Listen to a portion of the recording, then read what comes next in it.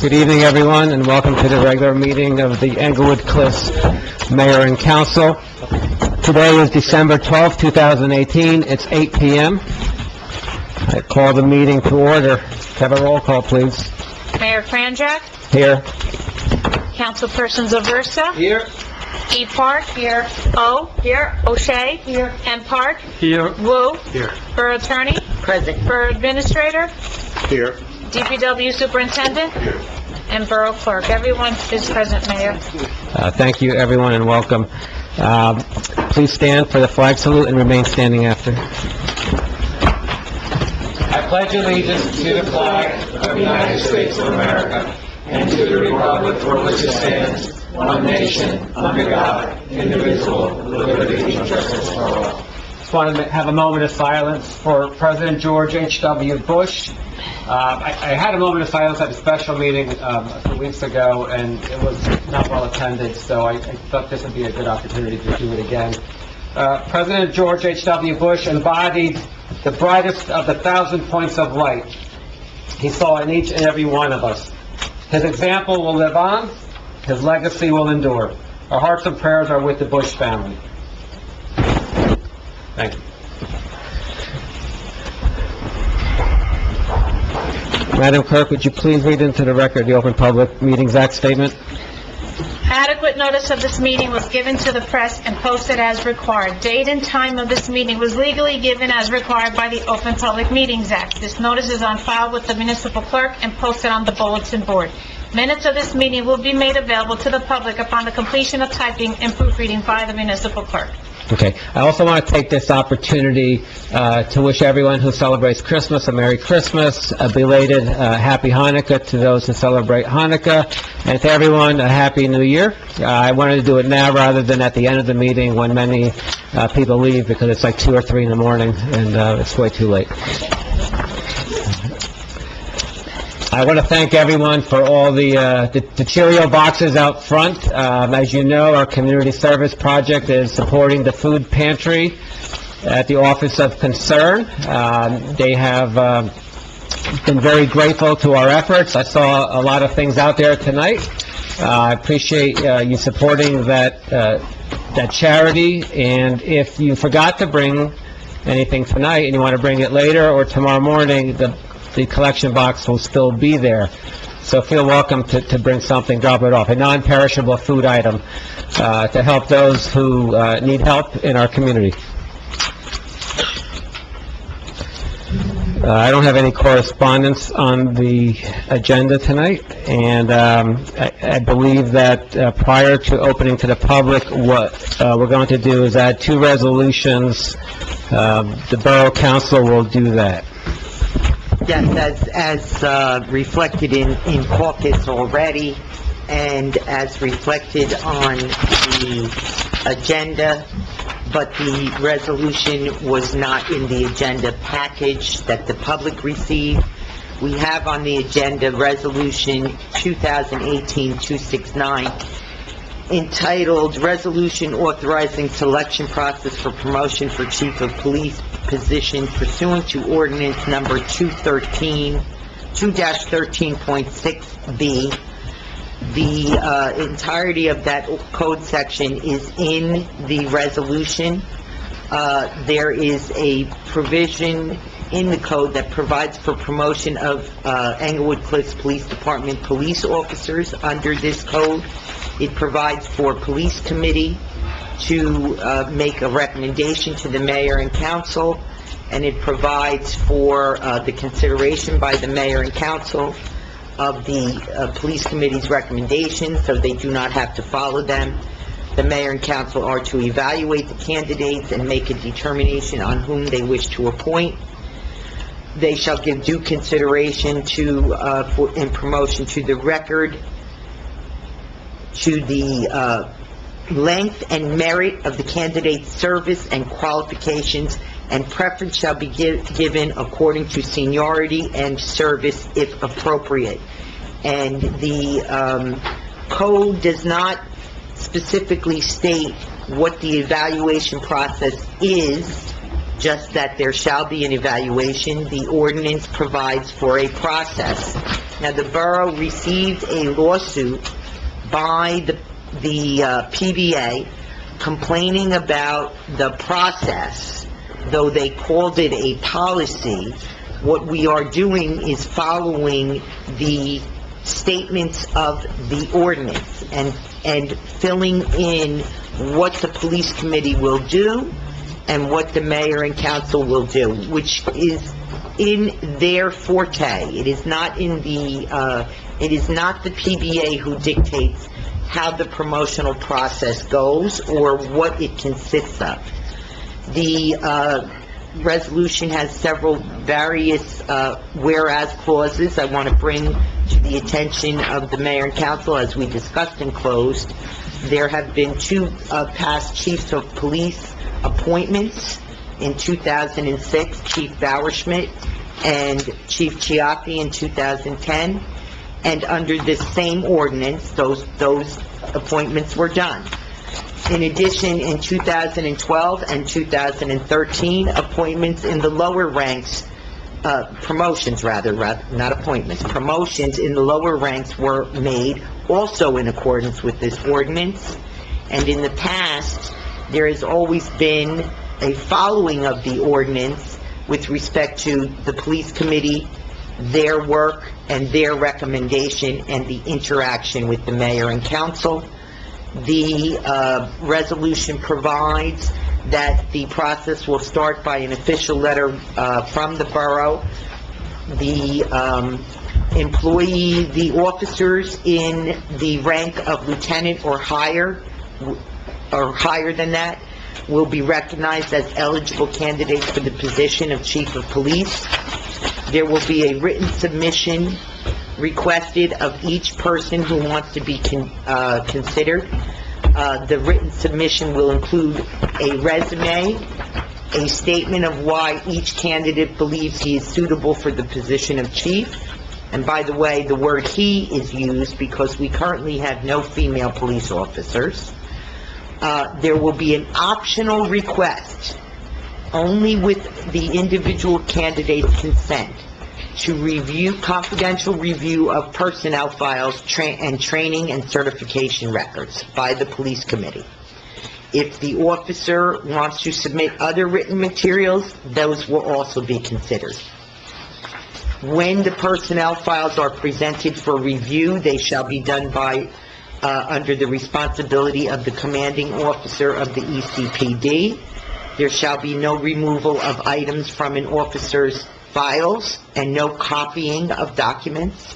There can be notes taken from a personnel file, and of course, the police committee, when they do make a recommendation, can convey information from a personnel file to the mayor and council.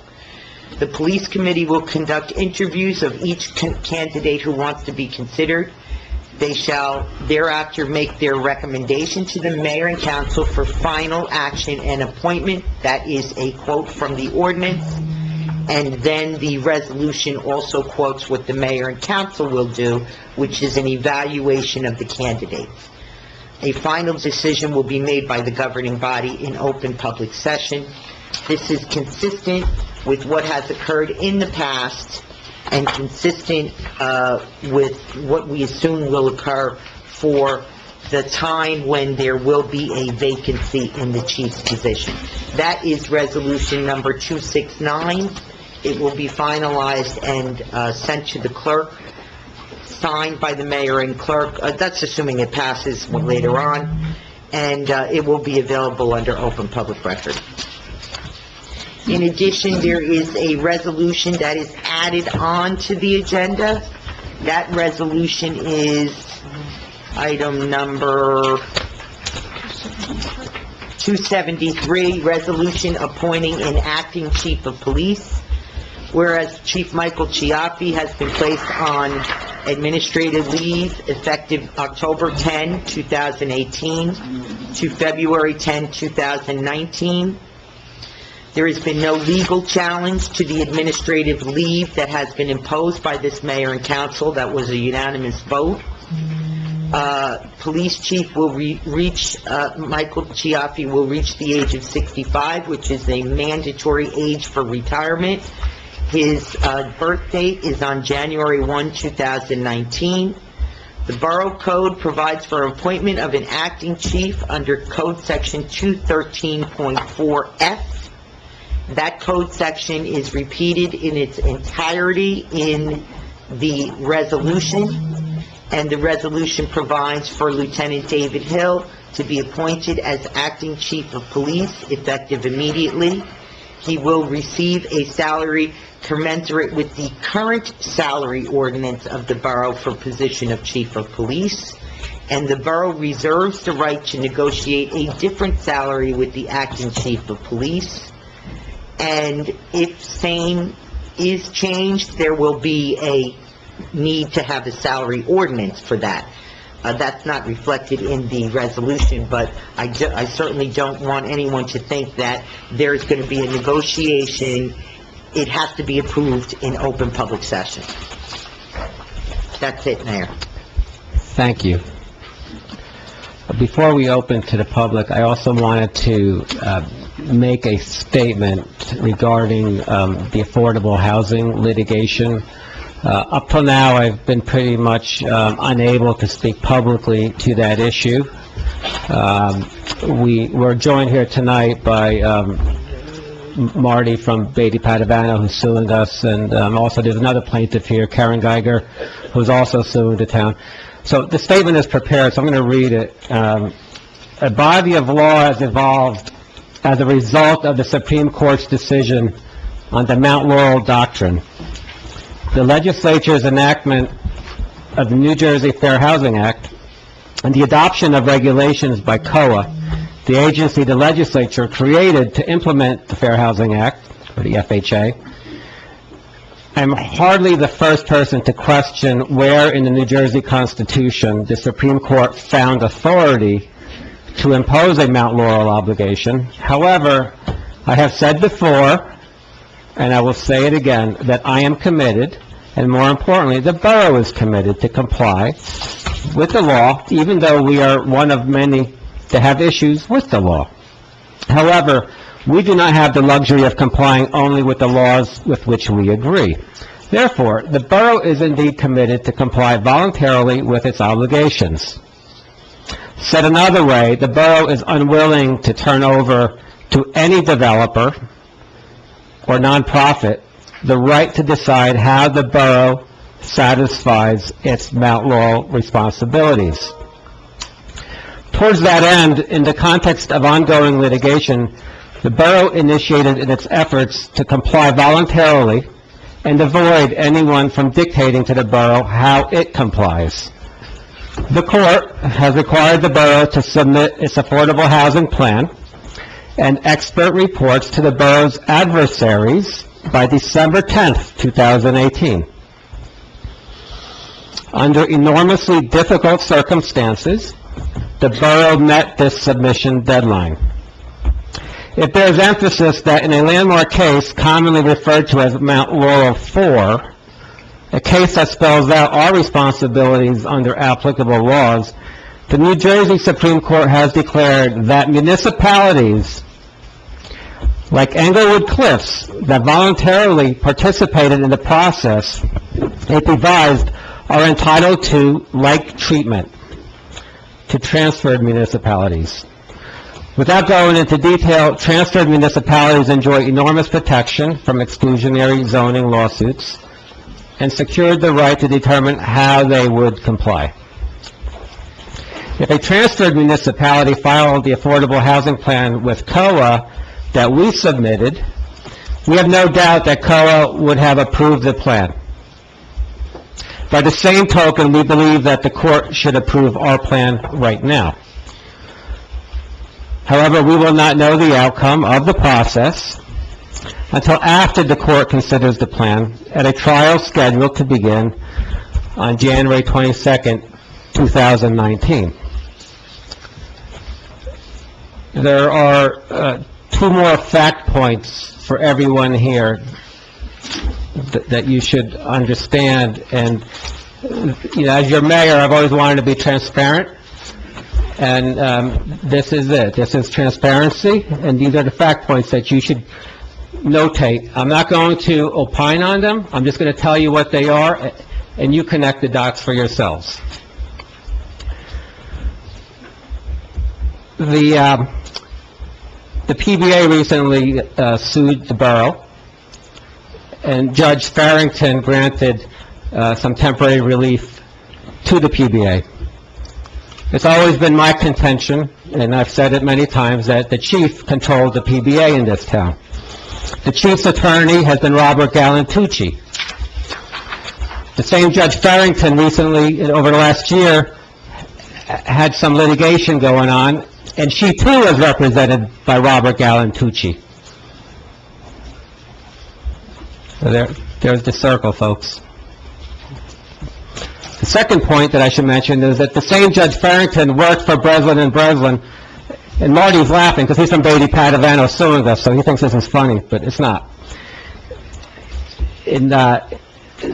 Judge Farrington worked for Breslin and Breslin. Judge Farrington worked for Breslin and Breslin in 1997. That's where the former borough council was the partner. Before that, Carter Carston. In 1997, there were important affordable housing issues being discussed and dealt with. That was a very critical time. That's all I'll say on that. Those are just the fact points. And I just want to welcome you to the great state of New Jersey, where the legislature does nothing, where the judges act like a legislature, and where the judges sometimes act as executives, and in this case, they'd love to be the mayor of towns like ours. Can I have a motion to open to the public, please? Second. All in favor? If there's anyone from the public who wishes to be heard, please raise your hand. Let me recognize you. Once recognized, you're welcome to come up to this table here. There's a microphone, have a seat, and state your name and your address and what you'd like to say. Yes, sir. Yeah, come on over. There's a microphone right on that table there. You can pull it closer to yourself. Good evening, Mayor and the Council. My name is Yan Lu. I'm from 11 Clifton Terrace. I'm sorry. Is it on? Yeah. Is the light on? Yeah, just move it closer. Yeah, you just move it closer to yourself. Where? Yeah, you can move it. What's your name, sir? Yan Lu, Y-A-N-L-I-U. 11 Clifton Terrace? 11 Clifton Terrace. Okay. Yes. I come tonight here, come with my, sound like neighbors with the street, with the same street. We come here want to bring some concern to the mayor and the council about the street, something happened recently. The new restaurant, the Pancake, opened recently. Yes. And these, since they don't have a parking space, so there are a lot of customers come here, park on the street. And this is parking like a bump to pump all the way down the street, especially most of them in the lunch hour, or most of them in the Saturday or Sunday. There's a whole day like this one. And those make a lot of the traffic on the street, and the small dead-end street. And they have to take a U-turn, go down, take a U-turn on the driveway to take a U-turn back. Right, Clifton Terrace is a dead end, right? they're all this way. Right, okay. So we called a few times to the restaurant owner or manager, and the manager said, this, they basically do nothing. They can't go any someplace. So we are all street residents is very concerned about the issue because it's like a dead and a small and quiet street. Now become like become a commercial parking space for the restaurants to do this one. So we want to bring our concern to the mayor and council to do something to bring this street quiet and safe because we have kids and we have the dogs and on the street. And we are worried about this one. The Saturday, Sunday, you say there's like a family playground because the whole family come here. Playground, trucks in and out, in and out. There's a whole day like this one. So basically, we talk to each other. We are street person. We talk to each other. We just put like something photos, whatever. So for show you for the mayor and council to show this car's parking from the beginning of this one to all the way down to the end. That's one. And there's some of the parking on the both sides. So even for our car have a backup. We got difficult to back up because the car is back here. So we are very difficult. And they're going to take a U-turn, go to driveway. But now they have one sign for the 1 hour park. 1 hour park street, 1 hour park on the signs for now. That's a lot of people taking advantage for this one. Because you know what, sometimes too much emergency, well, okay. 1 hour parking is fine. But now it seems 1 hour parking, the people come here, even we call the police come like 1 hour later, put a mark, come another hour, they just left already.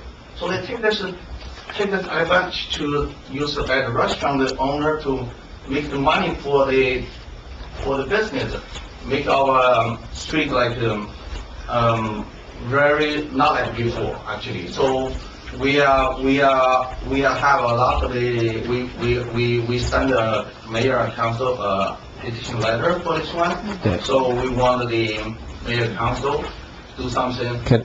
If the restaurant can, we will put a sign for the Underwood Creek restaurant parking by permit. Okay. Because we have something right on the demo restaurant on the 9W. We have this one, so I take the photos here. So that's why we didn't see on the demo restaurant. And I appreciate you coming in here and taking your time. Would I be able to have a copy of that? Or- Sure, I can give you some. Yeah, this is always what people sign here, and we put some photos here, and we just want to know about. We have some suggestions that what if they actually do the valet parking, because a lot of restaurants do the valet parking. Actually, their parking lot is okay, but because this parking lot, if they park the car a little bit more, it'll be fine. But they just have a two-side park. If they park in the middle or a little bit more, that's fine. But they must do the valet parking. That's fine. A lot of restaurants do this one. Or and secondly, I think we can put like parking by permit by local by the Inglewood Cliff residents. We take a photo to show this one. So we may not write, but we just bring this issue to the mayor and council. Okay, we will, I will address this tomorrow morning, and try to get you some relief. Your suggestions were good. I don't know what we're allowed and what we're not allowed to do, but if there's a solution that we need to have council resolution, we'll work on that. Okay, all right, thank you, and thank you, everybody. Yes, well, thank you to the neighbors who also joined us tonight. Mr. Little, I can totally appreciate, I grew up on a dead-end street, Always thank you. and had to back up all the time, and parking on both sides makes it almost impossible. And I also live adjacent to a commercial area, and had in the past had the patrons of the businesses park on the street, and it's very upsetting and aggravating. So I totally support your request for residential parking. And just remind all your neighbors then to make sure they get parking stickers. And when they have guests, they have to go to the police station and get a guest parking. Because I had overnight visitors, and I always brought them up to the police station and let them get a visitor's permit to put on the mirror. So if you are successful in getting the residential parking, you'll have to do your part with the neighbors. Well, do that. Thank you. Dr. Wu, that's, Yeah. actually, it's a good point. They had a similar situation with the Brownstone down at Edgewater, and they kind of resolved that. Hopefully, we can do the same thing here for you guys. That's perfect. It's great that it's popular and that people want to go, but we don't want to inconvenience residents. Thank you so much. Thanks, Dr. Thank you for coming. Thank you. Yes.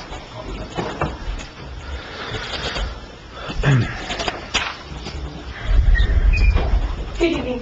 Hi. Hi. My name is Veronica Williams. I'm at 31 Clifton Terrace, Inglewood Cliffs, and I'm a neighbor of Jan who just spoke, and I definitely concur with everything he just said. I actually saw that problem with, I think it was called the Mexican Grill or something. Like, it was another restaurant prior to that was there. I actually saw that problem already when they opened up. It was a hot spot, and I saw the cars coming down the block. Okay, so, and right now with the new restaurant, I do see that as well. But I want to say something else. I want to add something else. I noticed this morning that I was in my car leaving for work this morning, and there was a truck, a white truck, as I was warming up my car, that came in the block, and I'm kind of not near down the end, and the truck stopped and it was backing up. And what it did was it turned into a driveway, like further down, and it turned back out of the block. But what I found that was very disturbing is it had no plate on the back of the truck. Nothing. No signage? Did you, Nothing. did- Nothing. It was a white truck. did you call the police station? No, actually, I don't even have a cell phone. I can't even have a cell phone because every time I get a cell phone, somebody gets my cell phone number. So that's another matter. We'll talk to the police department about it. Okay. So hold on, I'm not even going to discuss it. So it was a white van or a panel truck? This was a white truck. It Okay. was not a tractor trailer. I guess, I don't know if you're going to call it a box truck. Okay. It had the word Bentley in capital letters written on one And no side, license top, plates. plate number on the front. I saw that. Okay. And my voice was still kind of fogged up, like had ice on it, so I really couldn't see that. Well, I had to I drove down, and I ran into my neighbor, the gentleman that you just saw him, and I actually told him, I said, do you see that truck? Do you see a plate number on the back of that truck? He said, no. So I'm not the only one who saw that. Okay. I found it to be very disturbing. Furthermore, my mother, who's also here with me, she's actually told me she's seen a few trucks in the block with no plate numbers on them. So I'm trying to figure out, is that legal? Is commercial trucks allowed to be on the road with no plate number and nothing on the back? No. My understanding is that they all have to have a back license plate. I don't know about the front. I think in New Jersey, front also. Right, nothing on the back. So if anyone sees a truck like that on a street, on any street in Englewood Cliffs, you should report it. Okay. So I appreciate you bringing that to our attention. Okay, well, I almost feel like at this point that maybe there should be a camera at the end. I don't know if it's possible, so you can see the traffic coming in out for yourself. I mean, 'cause I do find it very disturbing when you see trucks with no plate numbers on the back. I do. So if you, at any time you want to put a camera on the end of the road, if you want to send out letters to the neighbors, please do so. Okay. Thank you, that's all I have to say. Thanks for coming tonight. Thank you. Would anyone else wish to be heard? Yes, sir.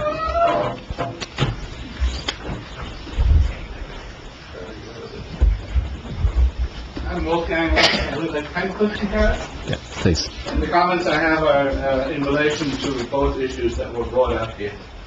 The first one is I think the residential streets in Englewood Cliffs are not designed for parking on both sides. I think if you have cars on both sides, there's not enough space for two more cars to pass each other. And so when these streets become overcrowded, I think they are a hazard for the safety of the community. For anybody that lives on those streets who may have an emergency, they're not going to be able to get out. In reference to the truck that the lady brought up over here, it happened to me today, and this is not the time when it was particularly busy on Clifton Terrace, but I turned into our street, on the very first house on the left-hand side, and there's a truck right in front of number 12, Clifton Terrace, backing up. I pull over to the side, he stopped, he wouldn't go forward, I wouldn't go forward, I had to signal him to come on. So clearly, any truck that goes beyond a certain size has no opportunity to turn around on Clifton Terrace. There's no turnaround for them. So all of them go down the street and come back, backing up. And that's true for any delivery trucks, whether they deliver water or whether they deliver furniture, whether it's the refuse collectors that go down and come back. Our own DPW has no option but to go down and back up when they use their big trucks. So clearly, we're facing a real hazard there. And I have to disagree with you, sir, as far as how Edgewater handles the problem. They're on a 4-lane road, and there are many options to deal with traffic going around. We have no options. We're stuck in there. Yeah. Okay? Yeah. Just so everybody knows, if there's an issue like this that comes up, you don't have to wait till a regular meeting to come. You can just call me and say, Mayor, this is a problem. You can still come to the meeting, of course, you're always welcome, but... It didn't take long for us to build it up. Right, okay. But feel free to call and just tell me, because, definitely, these are important issues. These are quality of life issues, yes. Thank you. Anybody else wishing to be heard? Yes, sir.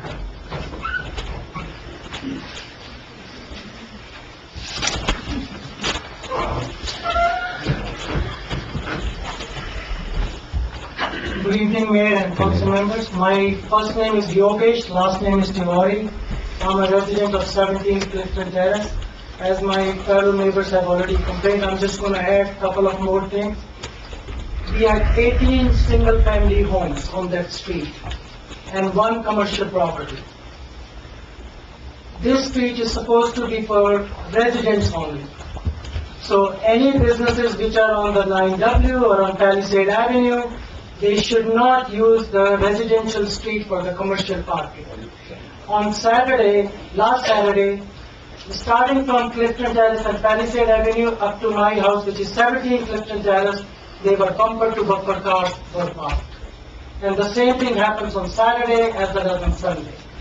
And we have to consider on the street, we have young kids, we have elderly people, and we have all age group of people. So safety is the biggest issue. Thank you.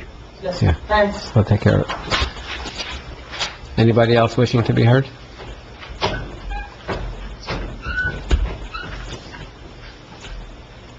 Yes. Oh, yes, Lauren. Was that a raise? Did you raise your hand? No.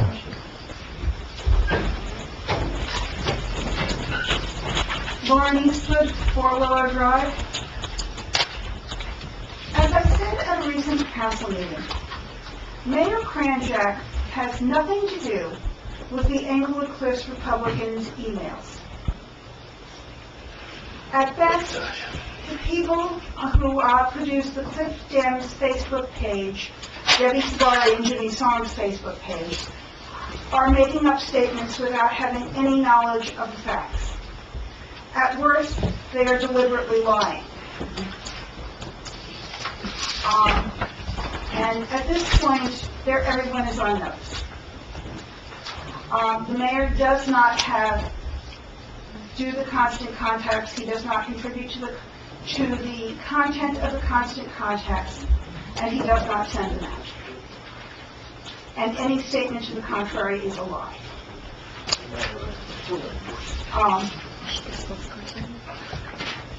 I would also like to point out about their Facebook page that although they're claiming transparency and that everybody's welcome, I'm blocked on that Facebook page.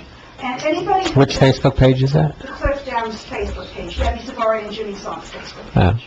Oh. And anyone who believes that that is an open page and that there is open dialogue and there are dissenting opinions welcome, that's simply not true. They block anyone who doesn't agree with them. Hold on a second, I'm sorry. There's a speaker. If you need to have your own discussion, chuckles, laughter, whatever, just go outside and have them. When you feel better, come back in.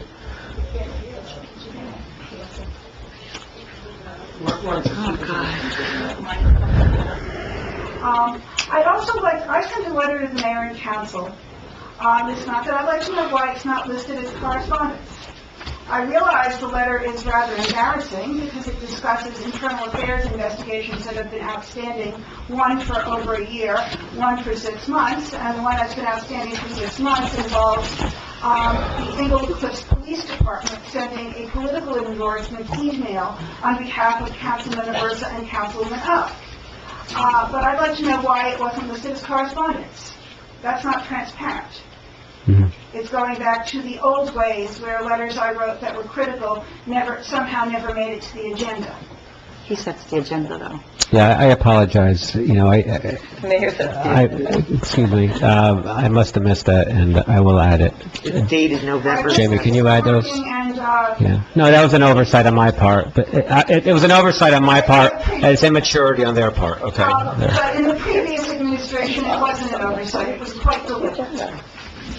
Well, it's obvious that it's happening on both sides, right, Lauren? Well, you know what, I also depend... Oversight on his part, and you're blaming us? Yeah, it had nothing to do with it. No, it's okay, hold on a second, guys. You and Aversa were both on the council Hold on. previous times. It happens repeatedly in the previous Look, honestly, I missed it, I should have caught it, but I also have people at Borough Hall who should put that on there and remind me, and they didn't, okay? Because that's their job, not my job. Kind of like correspondence we're supposed to get today. I also would like to point out that at the October special meeting, Councilman Aversa claimed that all of the charges against Chief Chaffee had been dismissed. If there are no charges pending against Chief Chaffee, the council has no basis for keeping Chief Chaffee on administrative leave, and Chief Chaffee can petition to be reinstated at any time before he reaches mandatory retirement. More importantly, if the charges against Chief Chaffee were or are dismissed, borough taxpayers will be obligated to pay his legal fees in defending against those charges. And any information to the contrary on the Cliffs Democratic page is uninformed. They should probably read the state statutes before they make up facts. I wasn't present to see the charges dismissed, but if in fact this happens, the taxpayers are going to get hit with a very large legal bill from Chief Chaffee.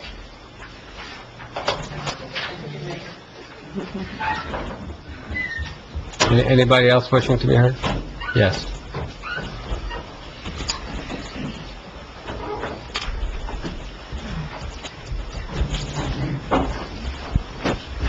Good evening. Tony Warfest, 26 John Street, Inglewood Cliffs. You know, I'd like to say something to my friends over there, that if anybody's expecting anything at Clifton Terrace to be changed after the 1 hour parking, you better wake up, because on John Street, they still park trucks and anything they want. So it doesn't make a difference. Number two, I was told that they couldn't move the vehicles from the property that I've been complaining about because it's commercial. I gave a letter to Jamie, wrote a note, that, number one, the property isn't paved. Number two... Which property are you referring to? County property, Which one's that? on Sylvan Avenue, the one I've been complaining for 3 years, that has the abandoned vehicles and has a seat tainer in the back, and it's not paved, and the property is not commercial, it's residential. You tax it residential. Your ordinance says that you have to have paved to put cars on it, and I think the state says you have to have license plates on the cars if they park in the driveway or on your property. I believe we had addressed everything that we are... Let me It's finish. okay, they couldn't take the cars away because it's commercial. Let me have Mr. Barbario, our Borough Administrator, chime in I here. spoke to Tony, I think it was last week, right, Tony? 100%. Right, and I spoke to our zoning officer, he was going to go down there, he's reporting back to me on Friday. As you know, I told you to even give him a call, but, I'll take it from here, because I know you didn't want to call him. But when I get, look, Tony, I explained everything to him. I'll tell you the truth. And, you know, the mayor came in, he said, we'll clean the swamp. It became a quagmire. Because going for the cops, that's your business. We're not taking care of the town. Mary, you took an oath when you became council member. Yes? How many times did you tell me that they could plant trees over there without permits, a block away from your house? That was before I was on the council. Pardon me, you're on the council now. Why didn't you report it to do something? But it wasn't current, it wasn't... You're not listening to me. I am listening, Tony, but it was Something wrong, not... isn't it? But Why didn't you report it? something that happened a year ago? I don't care. It There's was- not a statute on it. You're a council member. Let me ask you a question. So, And it's wrong. oh, let What I'm saying to you me, people is, you can't pick and choose, and that's what they're doing. let me ask you a question. Hello? Yes. So you're complaining about things that you perceive as quality of life issues? 100%. Those are quality of life issues, right? No, 100%. Those are really important issues to you? You don't think so? They're Being in a junkyard in Inglewood Cliffs is not a quality of life issue. No, I just want to make sure that we're... Cars parked on Clifton Terrace Well, is not a quality of life issue. Having cars parked from the corner down to Sherwood on John Street is not a quality of life, and I'm talking about trucks. I'm not talking about cars. What's your first name? Tony. Adonis Adonis, or Fessus? Morphesus, Okay. And you own properties in New York in the 90s? 100%. And, Couldn't be worse than what you people are doing over here. No, You wanna call me a slumlord or whatever. let me, Play any game you want. let me ask you a question. No, let me, Play any game you want. you can finish. I'm telling you right now. You finish, go ahead. I'm telling you right now, You finish. this town is corrupt. Okay, you know what I'm You're gonna, not doing the right thing. And you're talking about a judge like Farrington. You know what I'm gonna- Got more shit in New York than anything else. are you finished? Yeah, I'm finished. Okay, thank you. But do something.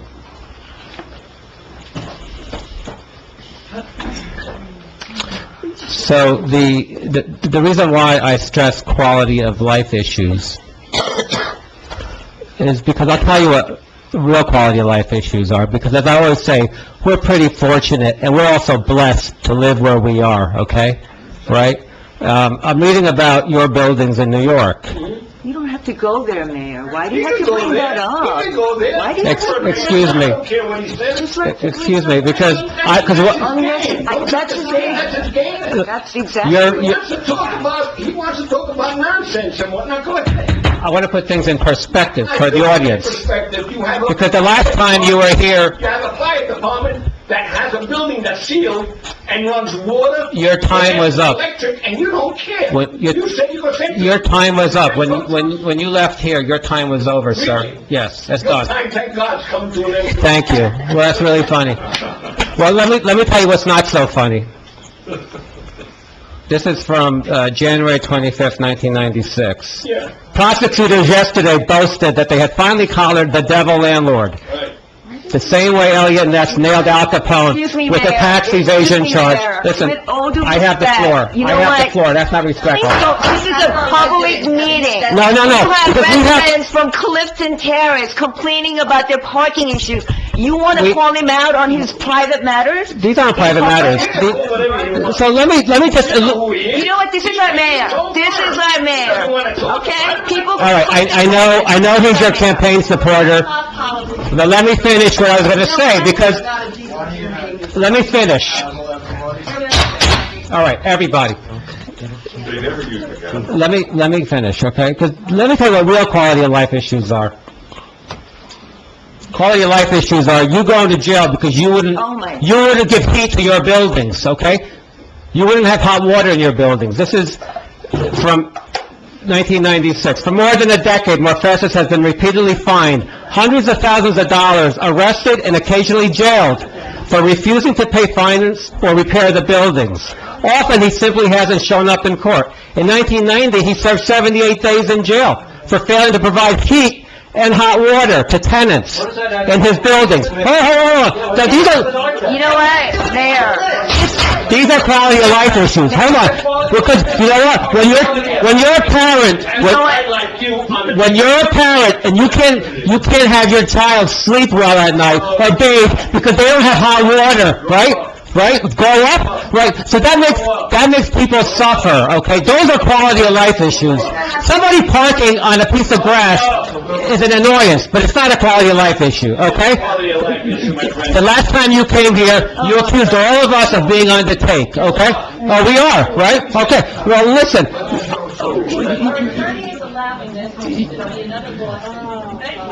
Okay, all winter, children with no hot water. All right, that's enough. That's all I have to say. Is there anyone else from the public who wishes to be heard? Excuse me. Yes.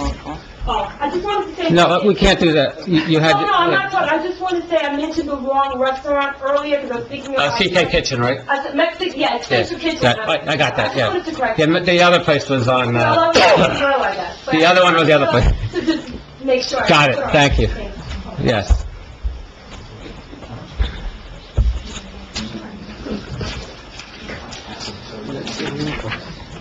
The other one in the back wants me to stop it. You did. Supposedly a legal issue. I'm Maria Valari, 45 Jane Drive. I have a few things I wanted to talk about, but I did want to speak a little bit about the parking. I understand that we do have parking laws in this town, and maybe what needs to be done is for something to be done about the laws of those parking situations where you're allowed to park on residential streets for an hour. I wouldn't want that situation going on in front of my house either, so, maybe something needs to be addressed as far as that particular street. Absolutely, that's a serious quality of life issue, Absolutely. and a safety issue. We also have to be realistic about where we live. So if I buy a house across the street from a school, I can't come here and complain to you guys about all the kids running on my lawn. And if I buy a house across the street from a field, and then I come here and I complain because, hey, you know what? I don't like lights, I don't like noise, there's too many cars parked on the street. We have to be a teeny bit realistic about where we made our choice to buy our home. And so if you don't like children, and you don't like children playing on fields, and you don't like looking at parking lots on 9W, then you know what? Buy your house in a different street. Let's be realistic about our decisions. That's all I'm saying. I think that should be resolved absolutely. And you can shake your head, Helen. I don't know why you're shaking your head, but whatever it is, it's your issue. I'm not really sure what you're saying. So you're saying that if you don't I want think street that parking, buy a house in like north section of the town? Maria, can you, Maria, Excuse me. It's okay, thank you. Mrs. Valari, can you explain it to them again, because they seem to not be understanding it? Well, We understand. I think they understand it. I Okay. hope they understand. Well, we're not sure We sometimes. clearly understand what you're saying. Thank you. Good. Do you understand, Gloria? It's okay? All right. So, I had a situation when I was doing renovations on my house on Jane Drive. And I had a lot of neighbors, and I'm not going to go into the names of the neighbors. They shall know who they are. And I was waiting to have a tree cut so that I could have my driveway. At that time, the building department gentleman was very lax in making decisions. He was blaming the tree people were blaming them. And I actually had people complain that I had poisonous spiders and all sorts of rats running on my property. All I'm saying is, let's all calm down. Let's address the laws that are on the books. If there's an hour parking on our local streets, then we can't complain about that hour parking. Let's address on how to change it. That's all I'm saying. We'll do so. Okay. Yeah. As far as trucks going around town, there's a lot of thefts going on in our town. A car was stolen out of my driveway. It still hasn't been found. When I see a moving van, and they're just sitting there by where LG is on our side of the street, I call the police, and I say, I don't know why that moving truck is just there, and he's not moving anybody. So we need to be all responsible for calling the police and alerting them. So when you see something, say something. I mean, that's all I can say about that. And we need to be more diligent about what's happening in our town, because there's a lot more crime going on than we're aware of. I wanted to, I'm sorry, I'm just going to take a little time. I spoke about my son years ago, and his punishment was that he needed to write a 3-page letter on making good choices, an essay. And my son wrote the most amazing essay, and I wish I brought it with me tonight, but I wasn't able to get home. And a 10-year-old said, I need to make better choices. I need to be responsible for my actions. I need to not disappoint my parents in my decisions. And when I'm asked to do something or think about doing something, I need to think about the consequences of those decisions. And having said that, that's my 10-year-old son that wrote that. And I wish I could read you the whole thing, because it's amazing that a little boy who, innocent, had to write for a judge. I want to know what is going on with the charges against Chief Chaffee. And I want to see those charges, and how do I go about getting those? And I'd like to know what other charges have been given to other officers in this town. I cannot believe that my 10-year-old had to write an essay on making good choices when we have adults who should know better. and who want to be forgiven for their bad choices. So if there's anything out there that I can receive, because I would like to see it. Is there anything, my view is everything should be public. I would put everything up on the website, and you could all read it. You could all listen to the recordings that Chief Chaffee made that you are referring to were just full of vulgarities, racism, anti-women sentiment. It was awful, not to mention that he wanted to kill the mayor and a council person at the time, so. Okay. So I wish you could read it. I wish you could hear it. But you know what happens? The judges seal everything, and then everybody has to fight to open it up. I'm fighting to open it up, because I want everybody to hear this. This should never happen again. And I understand that. I've been here long enough to understand how things work in this town, and my fear is that it's going back to what was going on in the past, and I hope not, because I think that's really sad, that after so many years, we're going to go back to, hey, I wipe your hand, you wipe my hand, you pat my back, I pat your back, I get paid for this, I hope that we don't go back to that Yeah. pay-for-play. Well, I'm happy to say that I've basically eliminated the ability of people to make money off of this town unless they're doing legitimate work for legitimate pay, okay? So I view that as a great success. Right. And by the way, people standing in the back, I'm sorry, you could have a seat, there's seats here, you could come on in anytime you want. And so to finalize, what I want to say is that I would like to have people held accountable for bad behavior and criminal behavior and bad lewd language, especially from people who are getting paid a lot of money to represent this town, and nobody should be allowed to demean anybody. So I hope that something is done. I hope it doesn't get swept under the rug. I am so tired. I've been here 30 years, and it's been going on for too long. And, you know, maybe people think that they're right in what they're doing, but there's a whole community out here, and we don't all agree with all the bad behavior. And so that I hope that something is done. I'd like to see some justice for this town.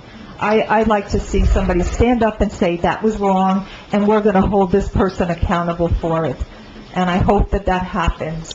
And if my son, at 10 years old, was held accountable for riding his little bike off my driveway, then I want to see all the people, all the police officers, the chief, whoever it is, I want them to be held accountable. Because as a parent, it insults me that my son was held to a higher standard. Thank you. Thank you. And on the issue of, the no pay to play ordinance, we in my administration never appointed anyone who donated to any political campaign or candidate. And then realizing that that wasn't actually codified, that was just our ethics behaving that way and not doing it. Having seen that the ordinances in our town don't restrict that, we invoked a new ordinance to eliminate all there's no pay to play. So if you're donating to a campaign, that's nice, donate, but you're not going to get appointed in this town. You're not going to be eligible. And I know there's been consternation from some people about that, because that's the way things function, or they did in the past. But I very much believe that if you're good at what you do, you're going to get retained. You don't have to pay for that position, okay? Yeah, sure. Excuse me, what was the lady's name that just spoke just now? Mrs. Valari. Ms. Valari, I'd like to address you about... Oh, no. I'm not trying to... It's not, No. yeah, can I... Comment to the mayor and council. Yeah. To each Okay, other. I just thought it was a little insensitive. Mr. Gunn and I, because she was talking about a comment that we made. They were coming here Okay. to address parking and, she's thinking that we Gotta sit should... down. Okay. So I know you haven't been to one of our meetings, but the way it works is you get to speak to the mayor and council. If you want to speak to residents... Can I come up there and I can... No, everybody gets one time to do that, one chance, I yeah. think that some people, Yeah. maybe if they have a concern about theft and about trucks, then maybe they should consider buying a house in a gated community. Okay, let's we try to keep it nice. You were clear about what you I think said. you made great points. Yeah, you made great points, and she made different points. Yeah, yes. Anybody else wishing to be heard? Yes, Carol?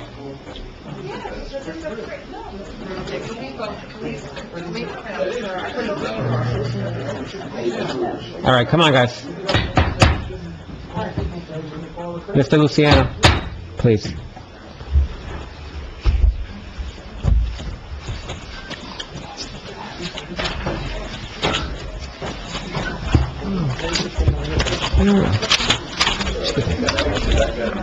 All right. Okay. Mr. Morfassus, please.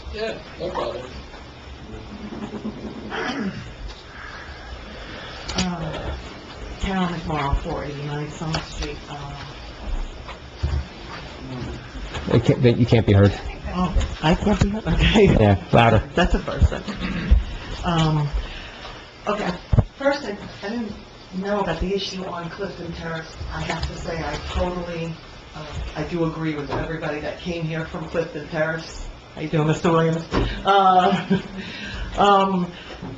Sometimes, and I have to say this, my mother-in-law lives on John Street, right across the street from Tony. So, yes, where there are restaurants or places of business that don't have enough parking, they do, unfortunately, go onto the residential streets.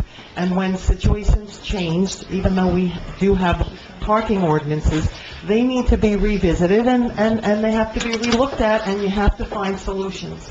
Because if the residents are coming here and they're coming to you, they didn't come before, and there's always been a restaurant there, clearly something has changed now, warranting them to come and to, and to take a look at it. And sometimes our ordinances just need to be tweaked. Yeah, and I promise the residents that we will do that. Absolutely, and there's always been a restaurant there, but clearly now something's changed that they felt the necessity to come here. And, I'm glad to hear, Mayor, that you're gonna look at it. It is so different sitting in the back, watching all of you interact, than when you sit up there and you, watch it from that seat, looking outward. Gloria, Alan, Ed, I hope going forward, and I want to think positively with the new, with the new administration coming in January, I hope that your attitudes are going to change. I'm going to be hopeful that they will. I don't know why you're smiling and looking into the audience, and I'm saying to you, I'm hoping that your attitudes are going to change. It would definitely change for the better. We're taking a new direction, Carol. Well, you're not showing that in your actions. You're really condescending, That's your Gloria. opinion. No, it is. And as a resident, I'm telling you what I'm seeing from the audience. I would have appreciated more for you to say, I'll take that, yes, things will be better. Okay, I'm telling you from the audience and watching, only when certain residents come up here, do you smile, do you act appropriately, and when others come up here, you are very tense, arrogant, and condescending. And I'm uncomfortable sitting here and speaking and addressing you. Well, thank you for your comments, Carol, okay? Carol, you come here and you only attack us. Yeah, the three of us. You never address anyone else, you only attack Okay. us. Can you please stop attacking the residents? And I'm asking you to please go and... You're telling me that I'm nasty and you expect me to be very nice. All right, hold on.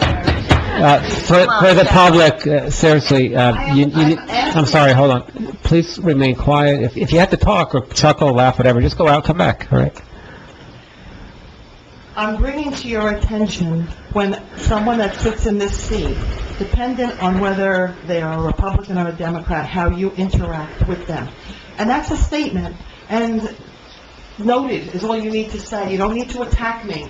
Okay, I'm a resident now. Stop attacking me as a resident, number one. Number two, Ms. Eastwood got up here, and I heard what she said, and I'm hearing Ms. Savari, who just won on a platform of Okay, and I see you interacting with her, shaking your head again, who ran a platform of transparency, openness to everyone, and Ms. East was saying she was blocked on their Facebook page, and I hear Ms. Savari say, absolutely, yes, I blocked her. You know what? That's not transparency. That's not, people are going to say things you don't agree with. Take it under consideration, listen to it, and then comment that way. But you're going to be blocking people, you guys? All right. So I think it goes both ways. I'm just making a statement. Don't, I didn't block you. Why are you blocked, Ellen? Okay. Exactly. May I move on, please? Who would block you, Ellen? Okay. Do you really want me to say? All right, go ahead. I was told I wasn't Chinese. You're- Be on it. Okay, well, I think you're drifting. Go ahead. That's exactly what happened, so.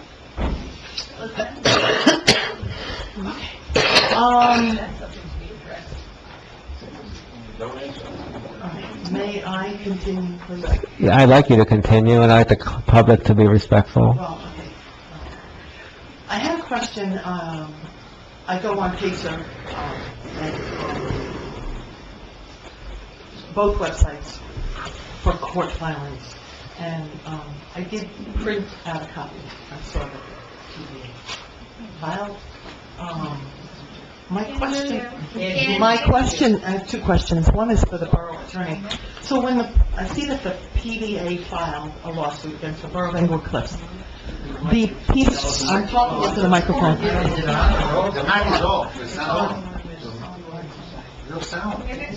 Hello? Yeah, okay. I'll have to have it in my, okay. So, the PBA filed the lawsuit, so when it says Englewood Cliffs PBA Local 45, does that mean, is that like, because retired members are members of Local 45 also, but does this mean that all members, retired members, current members, who sued? They named their agency there, whether they provided descriptive or not, I don't know. I did not find it descriptive. It says local PBA 45, and I Right. just want to know, there are many retired members, and I'd like to know if they were notified that they could have filed a lawsuit against the borough, and they don't even have knowledge of it. I mean, I'm just saying, it just says local PBA 45. So, that would be concerning if they're representing all members, because there are many retired members. That's number one. Number two, I saw something on paragraph number 30. They made a statement, it says, while the chief has been temporarily suspended. How would, thank you. Does that work? Oh, that's better, okay. How would the PBA have any type of knowledge that the chief was temporarily suspended? No, temporarily suspended. I was at that meeting. I didn't know it was temporarily. I thought he was suspended for 120 days. That's through his term. Well, maybe they don't want to. I saw that too. Is that temporary, if it's past the end of his The term? administrative leave is for a period of 120 I saw days that, yeah. until February 10, 2018. Right. Chief Chiappi reaches mandatory retirement age on January 1st of 2019. Right, so I mean, then it wouldn't be a temporary suspension, correct? It's a question. How they characterized it. I Okay, don't so know it's a what they mean by it. mischaracterization. Okay. I don't know what they mean by it. That's how they Okay. characterize it. I downloaded this document from Pacer. This document is a certification of Paul A. Kraus. And Paul Kraus, this has to do with the Michael Chiaffi versus Borough of Englewood Cliffs et al. This is the federal lawsuit. So, Paul Kraus is representing, I'm assuming Al Wunsch, on a subpoena that he received to be deposed. So, but the statement in here that I found very concerning is on number 6. Mr. Wunsch sent a letter of representation for Englewood, I'm sure it was a typo, it should be Englewood Cliffs, Police Captain Murphy, who is facing an internal affairs investigation based upon complaints made. How my question is the following to the mayor and council. How could Mr. Wunsch, who was our prior defendant for as long as I could ever remember. Public defender. Public defender, I'm so sorry, yeah, and I believe he was a prosecutor for at some point until he switched roles. For so many years, a public defender is against the police, right? A public defender represents indigents. Correct. He's not against. I don't mean against, I mean he's Well, representing the police officers. He's defending defendants in municipal criminal actions That police officers usually have to come and, that are, right, that they've been arrested or right, fined. and then they or have to be witnesses for, okay. Right, so How could he represent Police Captain Murphy when he's been a public defender for so many years for Englewood Cliffs? Isn't that a conflict? Well, look, the reason why I didn't reappoint Mr. Wunsch was because of that. His practice is mainly representing police officers. So if you're an indigent defendant being defended by someone who represents police officers as the vast majority of his business, you go to his website, and therefore, you wouldn't feel comfortable. I agree with you. It's odd. But my question is very focused, Mayor. I'm just curious, can Mr. Wunsch represent Captain Murphy for the Borough of Englewood Cliffs when he was the public defender for Englewood Cliffs? That's a separate question. I want to answer to my question. So That's a question for... So, Al Wunsch filed a letter of representation representing Captain Murphy. Well, that's what it says on this paper document. Pending disciplinary action. There is a pending disciplinary action Against who? against Captain Murphy. Right. So That's where the letter of representation is. Right, but isn't that a conflict? Is it a conflict for him to represent Murphy Yes. against, but He's been public defendant. Yeah, I understand, but we're not here to analyze Mr. Wunsch's conflicts. Oh, Those are things that he has to live with and his clients have to live with, and it's fraught with peril. Oh, the borough has nothing... Well, the borough should really take a position on that and say it's not proper, and I think we have, actually. Oh, I'm just asking, I mean, this is a public document that I got from Pacer, and I find it concerning that somebody who was a public defender is now representing a police captain in the same town. in the same town. I understand what you're It's a complete saying. conflict, so, I mean, I'm just bringing this to your attention. Thank you. Is there anybody else wishing to be heard? Yes, Mr. Telzer.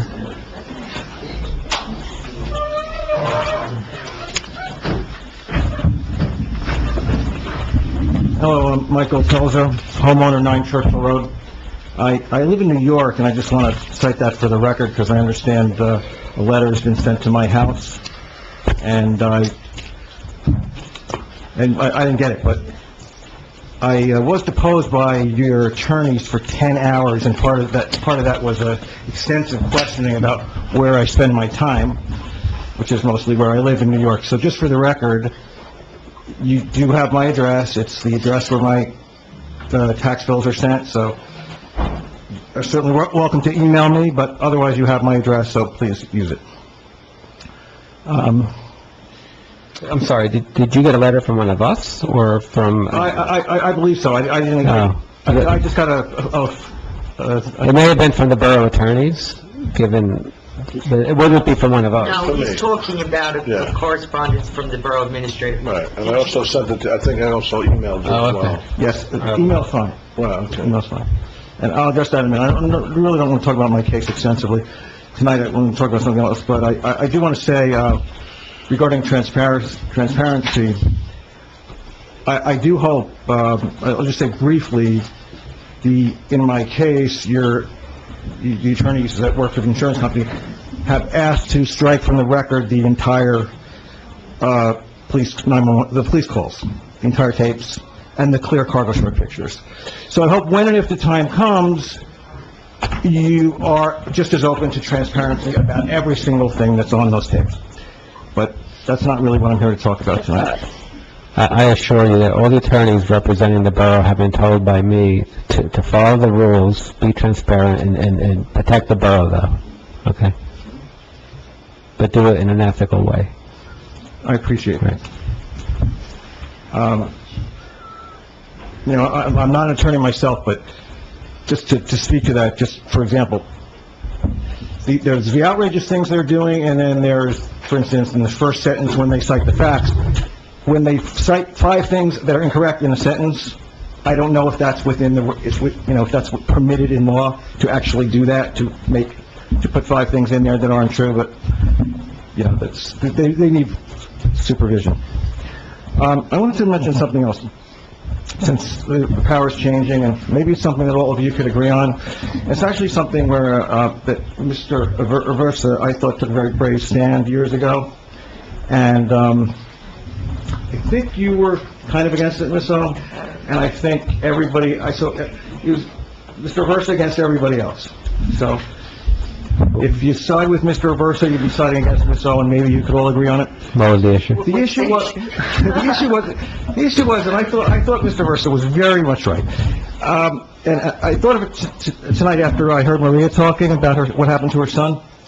And it was some kind of, legislation that was added when a 12-year-old or something like that gets caught with alcohol, that their license would be, when the time came to get it at 16 and a half or whatever, it would be delayed another 6 months. And I believe Mr. Aversa was adamantly against it, and everybody else voted for it. And maybe when the time comes, you can bring it back up again, and since none of you voted against it, maybe we can get Ms. O to reconsider it and change it. What was the issue? Why would the council be voting on something? I don't remember the whole thing. We don't make those. It was approved, though.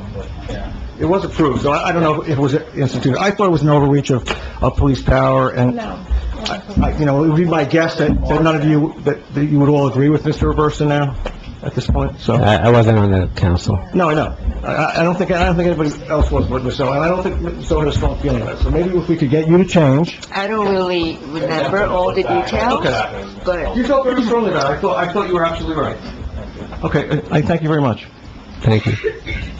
Anybody else wishing to be heard? Yes.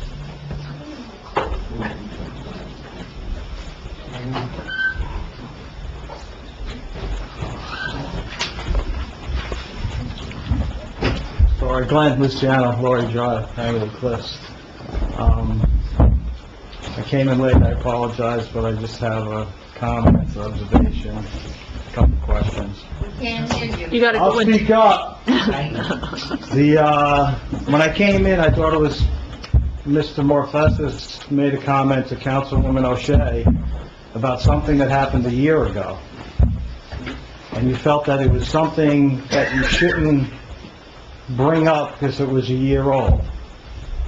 But then, and the mayor, you made a comment about when people are talking to the council people, and they seem to me as though they're defending themselves, don't attack the residents.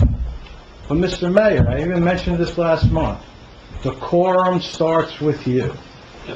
You bring up something from 29 years ago, and I don't hear anybody say anything. Councilwoman O'Shea says she doesn't think she should bring something up from a year ago that is about a property that everybody has been complaining about for a very long time. It's obvious to everyone. The only reason why this property has been even started to get cleaned up is because this gentleman wants to do something now with it. No one says anything. Is there not a problem? Is that not attacking a resident to bring up something from 29 years ago? To me, it's very disheartening as a resident. Well, perhaps you missed the part. Perhaps you missed the part where he actually said that we're all on the take.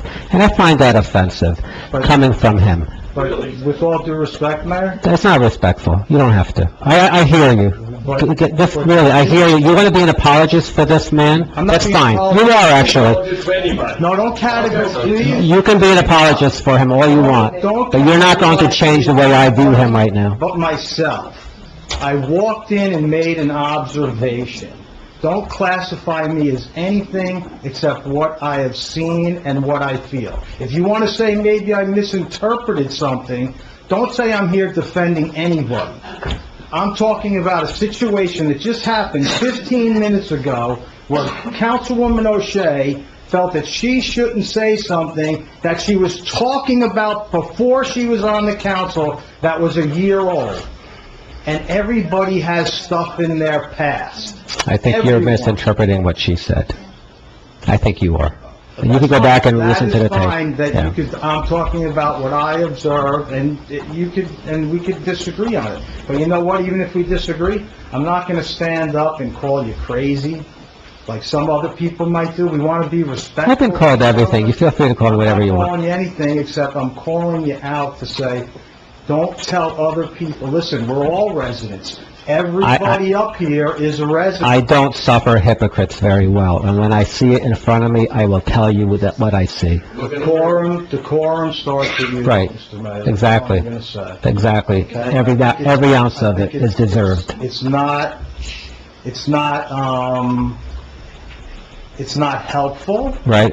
That wasn't me screaming back there. That was other people. We're trying to get the room under control, Mr. Luciano. I think you could appreciate that. Talking about Jimmy. Yeah, but no, Talking before. about something that supposedly Yeah, happened that but- Councilwoman O'Shea said was a year ago, and you mentioned something from 1996. Regardless of whatever the circumstances are. Everyone has a history.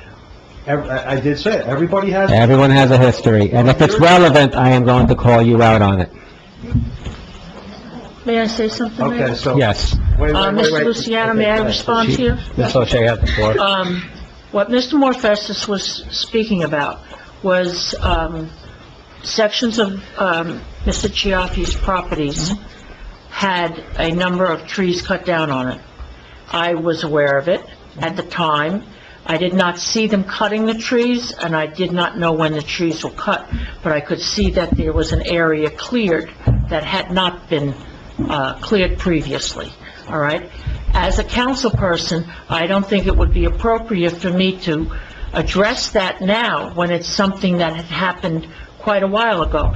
And besides the fact, Mr. Morfestis has been dealing with the administrator over the issues with that property regarding the boarded-up windows, about the cars parked, about many things, all right? So the issue was being addressed. It didn't need me personally to go file a complaint as a council person. Councilwoman. I'm not in charge of that department. I apologize for interrupting, but I don't, what I got out of it was not necessarily the fact that someone was looking for you to file a complaint. Oh, that's think- what I took. Okay, well, what I looked at it as is, and just as I would agree with, is that we have collectively, it's been like someone hit your thumb with a hammer, and it's been throbbing away for years. And I think what we're looking for is a little support from the people that run this town to say, you know what, this property is a problem. And once again, the only reason why anything has been done is because now they want to rehab and do something there, to their benefit. No, actually, Nothing- yeah, let me interrupt you. The reason it's getting done is because I am paying attention to it and making sure that Jamie and the building department deal with it. That's why it's getting done. That's why it's getting done. We've been working on it, you know, and a lot of the stuff that he says is just not true factually, okay? But the things that are true, we dealt with. We dealt with it. Is the building, it's been like that for 30 years. Isn't that comment make it even sadder? It's been like that for 30 years. If you look at the way... Mr. Luciano. That's me as comical. Yes, that's 30 years, Mr. Luciano, and you know what else? Go look at the Democrats' filings, and you'll see Mr. Chiaffi donated to the Democrats every year. And one time when I was working with Republicans. Long before I had any public type of office, I approached him personally, because I see him in church, about a donation to the Republicans. 'Cause I said, well, you're giving to the Democrats. He says, yeah, but you can't do anything for me, they can. So the 30 years of neglect that's sitting on that property, thanks for the Democrats for 30 years, because he's been given the money every year. If you take a picture of that property today and you compare it, if you took a picture of that property the day I became mayor and today, you will see a vast improvement. It's not where I want it to be yet, but it's a vast improvement. Mr. Mayor, I... Build up the building and make it look like... You don't have the floor, sir. You don't have the floor. I do have the floor. I will agree. Please. This doesn't go against my time. This colloquy doesn't go... We don't count time here. But I just want, I agree with you 100%. I'm sorry, The guys. property does look better. And in my opinion, whether it's wrong or right, the impression is there's a motive behind. As Councilwoman just said, you can't do anything for me. Now, That's what he all of a sudden- said. No, I'm not saying what you said, I'm saying you just repeated what he said. Mm-hmm. He wants something. And yes, thank you. Thank you for what you've done, all of you, to at least try to get but you know what? It still looks like crap. And I agree with Tony. How do we have a building that has all the windows and doors boarded up? Does this not bother you? Talk to the fire department. File a complaint with the fire department. They're the ones that have to inspect it. But you're in I charge know, but of the the fire town. department is autonomous. I've been told. Believe me, I'm aware of that. I know that very well. But, you know what? You're the leaders of this town. Does it bother you that we have a building on the main road in town when you enter it? I'm going to ask you, I've heard other people. I'd like to ask every one of the council members. Does that property bother you the way it looks? Yeah, I don't think anything should have boarded windows. Yes. Oh, yeah. Can we please do something about it? More than what we've done. With- Because it's really disgraceful. Gloria will. We will. We are following the rules. The rules are against us on these things because we didn't make those rules, somebody else did. But we change rules. You have the power. We've had the power. We've had the power. Jamie, can you seal the building? I spoke to the, Because I tell you this every week, right? I call you every week about this Let me property. just, John, I'll just let me say a few words here. We are on top of this property. I'm on top of it every week. I meet with the zoning officer about this property. He went there, he inspected it after Mr. Morpheus called me up, left me a little note on thing here, and I've been on it. But I will tell you this, it doesn't happen overnight. If this has been like this for 30 years, it's not gonna end like that. It's just not excuse me. It's just not gonna. When you have all those habits for those 30 years, it's gonna take constant pounding and pounding, because there's laws. You summons, then after you summons, you give a violation, after violation, then you gotta go back 10 days, and then you can extend that violation so they can fix that, all those things. And that's what's happening now. We are on Mr. Chiaffi. And I will give the zoning officer a lot of credit, because he has been having dialogue with me on this, and I texted him earlier today, before the meeting, saying, listen, I want an update on the Chiaffi property. But it's not gonna happen overnight. I'm gonna tell you that right now. It's not going to. I'm not gonna lie to you. I'm not gonna say that we're gonna fix it like that. But it will get fixed over time. And the mayor constantly does it. About any properties, not just that. He calls me up on a daily basis asking me, hey, was this taken care of? This looks horrible. And then it gets taken care of. But that, if you come here to the meeting, that's great. Call me up. Call me up at Borough Hall. Any issues you have in town, I will forward them to the planning, zoning officer, excuse me. And that's the only way it's gonna happen. Constant pounding. We'll be on top of it, but it's not gonna change in one day. It's just not gonna. Has any fines been assessed against that property? No fines that I know of right now, no. But we did go there was a violation. And no, the violation, and then it was abated over the time, okay? So now we're gonna have to go back in, and then we'll make some tough decisions. If we have to fine them, we'll fine them. Well, thank you, and thank all of you.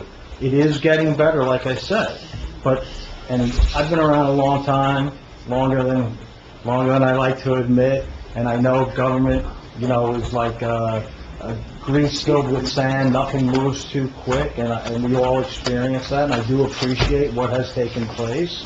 But once again, I think the property is disgraceful. I mean, it's almost like, I tell people it's Fort Lee. It's still Fort Lee. You coming into town, it's Fort Lee, but it does look like crap. So that, I'll move on. I appreciate that, but we do need to do more. I think that we've had time to do more, and I'm glad that we're doing something. DOT just repaved Sylvan 9W, and we had that truck up there that was supposedly working with them. I'm going to make the assumption DOT had notified the borough that they were going to be paving the road. Is that correct? Well, yeah, they would have. I mean, there would have been a pre-construction meeting. So I came here over a year ago, wanted to know when we made the right lane of 9W a bicycle lane, and I believe the comment is that DOT, when they restriped the road, made the center line a little wider and took away from the side of the road. Right. So we had a pre-construction meeting. We were put on notice that they were going to repave the road and restripe the road. And I'd like to know, after I came here over a year ago, maybe 2 years now, did anybody ever mention about shrinking the center lane and making a side lane for the bicycles? Of course I did. You did? Of course I did. And what did they say? It's a 5-year study. It's a 5-year study. Right. Okay. So now, when you drive down Hudson Terrace, thank you for that, I appreciate that you did that. When you drive down Hudson Terrace, as soon as you come into Fort Lee, it says bicycles need to ride in single file. Do they have different laws than we have here? That's a state law. It's a state law. Then why do we allow 2 wide, 4 deep, 12 deep to ride on 9W at about 20 miles an hour on a state highway? I said police drive by them and we do nothing. That's a police matter. Well, no, it's a government matter. No, it's a police matter. They're in charge. Government matter. I agree with you. Because you know what happens when I call them and say something like that? You're interfering with police operations. So if you don't like how it's being patrolled, they're right over there. On the way out, stop by, tell them. I do call them, because you know what? I got 2 kids that drive. I've had many, maybe you could tell me how many bicycle accidents have been had. Because my suggestion would be to make them turn at Sage Road. Make a mandatory bike path down Johnson Ave. A lot of them do now. A lot of them do, because they don't want to get killed. But you know what? If I rode just like when they get over here at the corner, they cut through the traffic, they go to the front of the line, and then they hold up the traffic because they think they're a vehicle. If I did that on my motorcycle, first off, if I drove 20 miles an hour on 9W in the right-hand lane, I'd probably get a ticket for obstructing traffic. Just hear me out. I know you think it's a police matter, but this is a government matter, quality of life, hazard, everything. We should not allow them to do what they're doing. It's hazardous, it's a state highway, and it's just unbelievable how they do it. They get over here to Palisade Ave, they go to the front of the line, and they drive 2 miles an hour and think they own the road. Now, I believe bicycles do have a place on the road. We should, and we have to respect that, but they don't own the road. We're supposed to share the road. Maybe, I'm getting a glazed over look because we think it's the police, and maybe all of them. Who's the police commissioner? I am. Maybe you could say something to the police instead of the mayor, and bring it up. I brought it up almost to you here. They're aware of it. They are aware of it.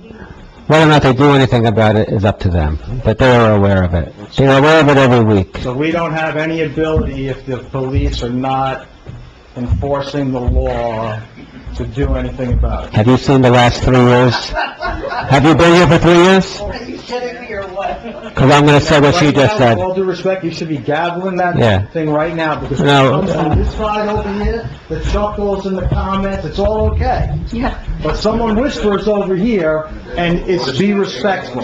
Let's be respectful to everyone. I appreciate your advice, but I'll gavel when I feel it's appropriate to Well, gavel. then just be fair once again, because you know what, I'm gonna get up and say something, and you're not gonna Okay. like it, because it's not right. That's fine, so whatever you want, don't, so whatever you Remember want. that when I'm sitting out there, don't gavel me either. No, when you're here, you can say whatever you want, when you're out there. Are you finished? No, what? 'Cause- Need to be? I think so, because Well, I'm it's not. been, we have a lot of work to do Well, tonight. I know, but you know. But now, look, I gotta tell you honestly, everything that you just mentioned, you could just call Borough Hall, and it'll be addressed, and if it's not addressed, then you could come here and complain. But this shouldn't be like the forum where, you know, we gotta listen to all If these, someone could come here and talk about Facebook, I could come here and bring up issues within the town. well, that's different. That was different. Let's be fair. Yeah, well, look, a lot of the things, a lot of things that, But that's too bad. no, a lot of things that people come up with, you could just call me during the week, call me before the And meeting. you entertain people talking about Facebook, which I brought up last time. They're asking you whether a defense attorney they're asking you questions that should go to the PBA. Why didn't you tell them to ask the PBA? I mean, don't give me that. I'm not I think sure. You have no time, then sit there and let me... I'm not sure what you're talking about now, but go It ahead. just happened a couple of minutes ago, and now that's starting to perturb me. I don't want to perturb you any more than you already are, but really, we do need to get on with this Okay, but I have meeting. more questions. Well, all right, you could ask your questions, I'm going to write them down, and then we're going to answer you after the meeting. Go Well, ahead. that's typical, but I'm... No, it's not typical, you've just been up there for 20 minutes. Do you think that's fair to everybody else? Yeah, I think there's other people who've been up there. You're listening to yourself talk at this point, okay? It's really, Maybe, okay? Mayor, Now, maybe if the you next don't question I interrupt, had- you can finish. Please don't attack the residents. The next question I had is that we talked about the handicap at Johnson. What's been done about the handicap? You put the gates up, you said you were gonna take care of it, it's been now maybe 5 or 6 months. you know what, Tell me what- nothing's been done. I asked Mark to take care of it, leave season came in, and we haven't done it yet. Thank you. Next. My next question is anything, since Okay. DOT was just here, is anybody gonna do anything about the damaged guardrail on Sage Road? Yes, they're gonna replace that, okay, so once they start the road, they're gonna improve from there. See how easy that was? We didn't have to go through that bullshit. Thank you. Nice choice of words. Anybody else? Yes. No, it's not you. Ms. Geiger. Thank you, Ms. Geiger.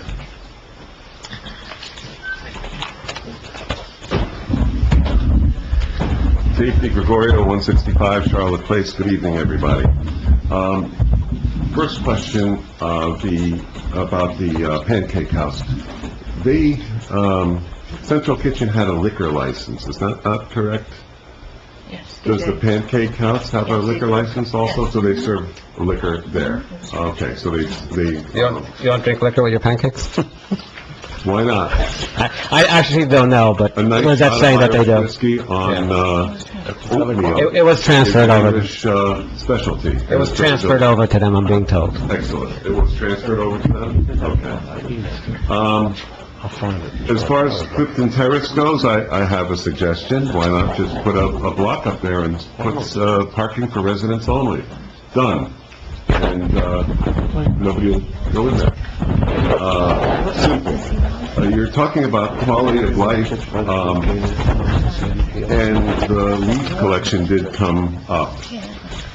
And I brought this up, there you go, a nice sign, just like you held up, Mayor Kranjak. Okay, we'll get, but we had told the residents that we would take care of it. Okay.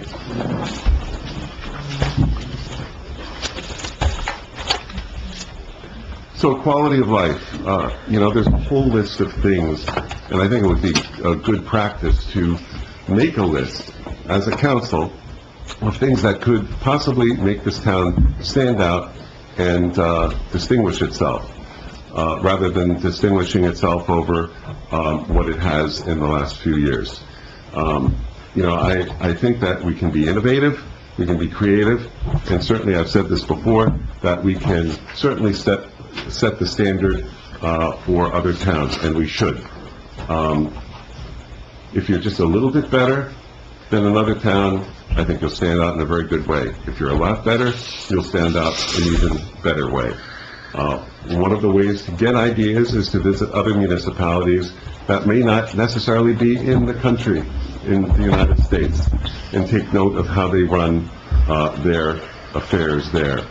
One of the things that I think we really need to do some heavy investment in is the Buildings and Grounds Department. I think we have an excellent Buildings and Grounds Department. I think we have an excellent Police Department.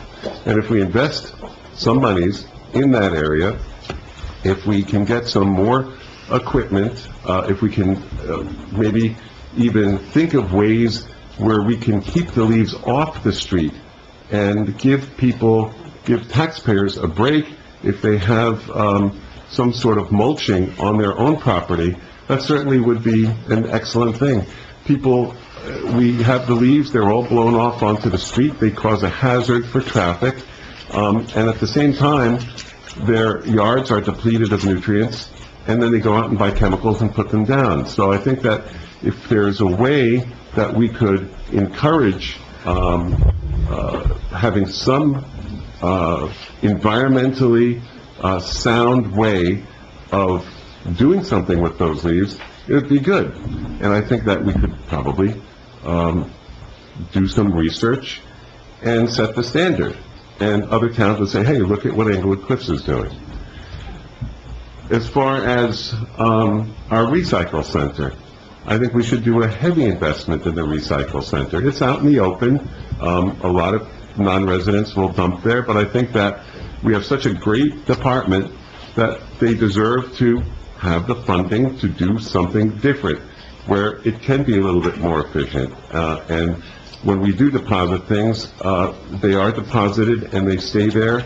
And I know that you have put a big dumpster there, which is a help, but maybe there's some other things that we can do with adequate funding in your department that could make that even better, where we could recycle things that we might dump down the drain.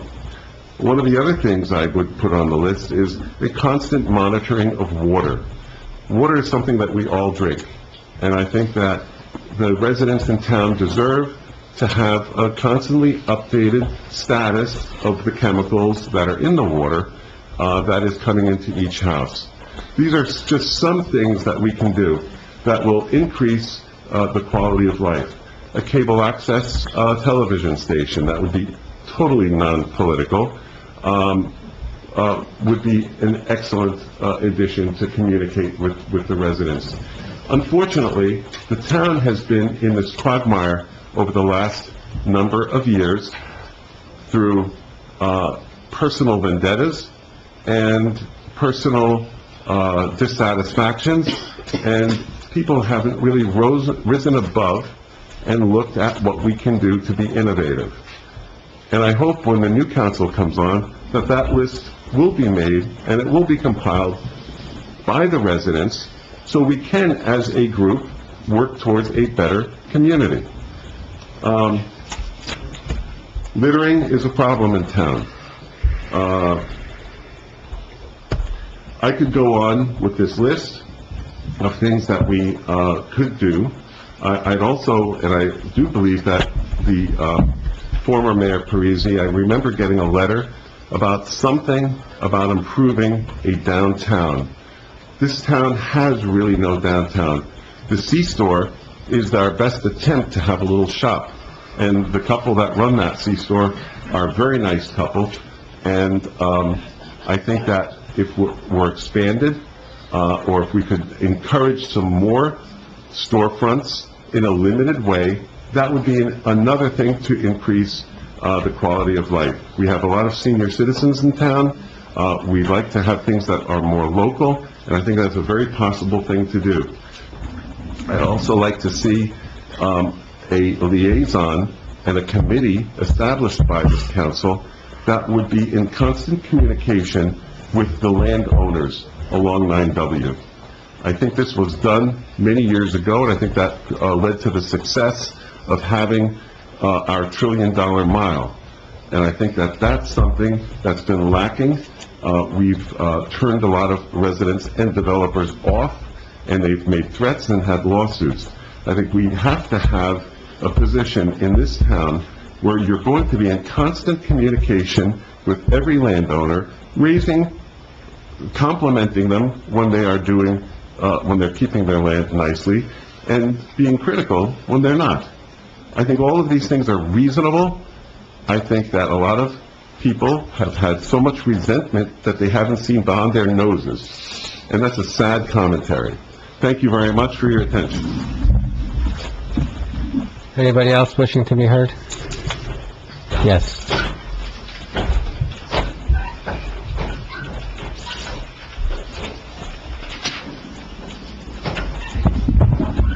Karen Geiger, is it on? Karen Geiger, Alfred Street. A few things. At the last mayor and council meeting, at the special meeting, I raised a concern about burglaries that were taking place in town. And you told me that was a matter of current investigation and not really appropriate for discussion. It is appropriate to notify residents when there are numbers of burglaries in town. And that is your job as mayor to do that.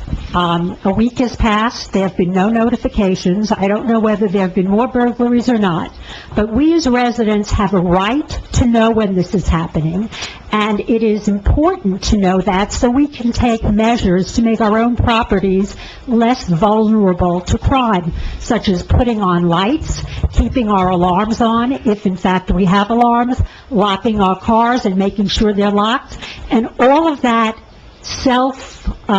caring and caring for our neighbors and being on the outlook for our neighbors is fostered when governments alert residents to problems. Are you intending to send out a notification? Can I comment on that? The mayor has contacted me, and we're going to be working out notifications for stuff like that. One of the issues was that there's a new system in place, and no one was trained how to use that system. Excuse me. And let me Mr. finish. Mayor, Let me excuse me, you finish. have a constant Let me contact finish. list. No, Yeah. excuse me. No, I also want to I update don't you. really- There was I a wanna know major, why there was a you major, haven't used hello, constant there was a major contact with arrest residents. made yesterday. So, Okay, there's a major arrest made yesterday. We've stepped up patrols. I'm not going to give you any more details. excuse me, I'm not asking for details. I'm not asking about whether an arrest was made. We get constant contacts telling us there's a winter carnival. We get constant contacts telling us of your latest decisions and plans, and we don't get constant contact alerts when something affects our quality of life and our safety. I'm coordinating with the police It doesn't department. take much coordination. I am coordinating. It's a simple announcement. It's really, well, it's not as simple as you think, okay? It's really simple. We've got And I'll tell you the- why, it's a police matter, and I'm following their guidance. Okay, not yours, not your guidance, their guidance. You know why? Because they're the law enforcement, you're not. Okay, let's go on. One, I have sat here for close to a year as you mischaracterize my involvement in the lawsuit. I am not part of the affordable housing lawsuit. I am an intervener and plaintiff now in the lawsuit against the planning board. So please don't misrepresent my role. The planning board is part of the municipality. The planning board is not part of the COA lawsuit. I am not an intervener in the COA lawsuit. If I were, I'd have a lot more information about it. You're suing the borough. You are suing the borough. Yes, I'm suing the planning board for failure to, never mind. The failure to do what you want. Number three, as a resident and as someone who has been to court, I want to comment that I think it is extremely inappropriate and offensive that you have taken it upon yourself as mayor to attack the integrity of a sitting Superior Court judge. Number four, the salary... Those are the facts. I didn't attack. I'm just being transparent. You've made certain I'm letting the facts which- public know what the facts are. Okay, it's inappropriate, in my opinion. Number four, the salary of the police chief. You said that you have set Lieutenant Hill with the salary of the police chief per the ordinance. What is that We salary? haven't done anything yet. We haven't voted on that yet. Excuse me, this is the time to ask questions about items on the agenda. I am asking questions about items on the agenda. I want to know what the salary is in the salary ordinance for the police chief, which you have stipulated in this resolution to which you want Well, to appoint Hill. What I is the I salary? believe the total compensation is like $234,000. So for, Hold on. excuse me, That 219? was Chief Chiaffi, and he had added things on. All right, well, What is the amount? the base salary, do you know I what it don't is? know. I believe it's $219. Hold on. Just so you understand, we are required to set a salary in accordance with the ordinance. We're required. He's working in the title. excuse me, So, excuse me. you know. You have complained for almost 3 years about the overpayment and the huge salary that you are paying to the chief of police. And here you go, instead of making a negotiation with... No, here you go. Excuse me. Here you go. Excuse me, instead of negotiating with Lieutenant That's Hill not how it works. as to what might be an appropriate That's salary... not how it works. I have the floor. That's not how I it works. have the floor now. I have the floor. No, actually, you're misstating the facts. The way it works is when you have an acting chief, they step into the same salary I don't structure. see that Let me any finish. place in the law. Where is that in the law? I'd be very happy to look it up. Title 40? What? Where does it say that you have to appoint an acting chief into the exact salary of his predecessor, who got following the that advice of salary with counsel. 40 years of, what? I am following the advice of counsel, The advice stating that, of let me finish. Rizzuto? Oh, okay. Well, yeah, I know it's funny to you, but she's actually a very good attorney, and I appreciate all her help.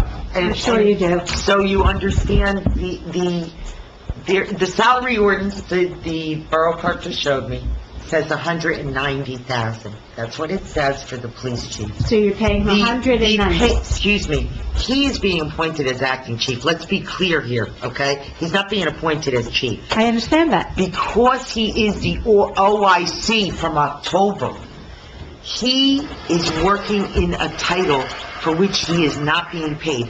Under the collective bargaining agreement and labor law and grievance procedures, we have several issues of people working out of title. OIC is one of them. Carries over to acting chief. The proposed resolution reserves the right to negotiate if in fact that is, but the way the collective bargaining is structured, every rank has an 8% raise, every rank. We're bound by that. Excuse me, That collective All I bargaining ask is a agreement simple binds question, us. which And is I'm what giving amount of you money?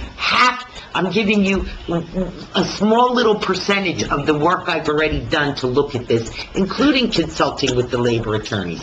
Whether or not a negotiation can occur with the next chief is top on the list, because frankly, if the chief's salary is too high, every other ranked salary is too high, and we're bound by a collective bargaining agreement. The chief's salary is not in the collective bargaining agreement. Yes, I am aware of that. I'm glad you are. You're only the borough attorney. Yes, Let's I go on. understand. You've given me a salary... That's just nasty, Miss Geiger, please be nice. 190. That's just 190, nasty. So he will be 190. paid 190. He will be paid commensurate with the chief's, the acting I'm chief's asking you position. what you were Yes. pointing him to. Is it 190 or 219? Okay. What is the difficulty here? What do you think it should be? It's not a matter of what I think it should be. I'm Yeah, what do you think it should asking be? What you're pointing him Okay. to. It's not a joke. It is commensurate, it is in the salary ordinance. He will be paid as it is stated in the salary ordinance. What is that number? Okay, the number is 190, I just So you're finished going to telling be you paying that. him 190? Yeah, Thank you. Next. at Miura. this time. Miura. Has anything changed since last week on that? Has anything changed on Miro? Or is this Yes. the same resolution? The same resolution, we're looking to have it approved tonight so we can move on with his disability application.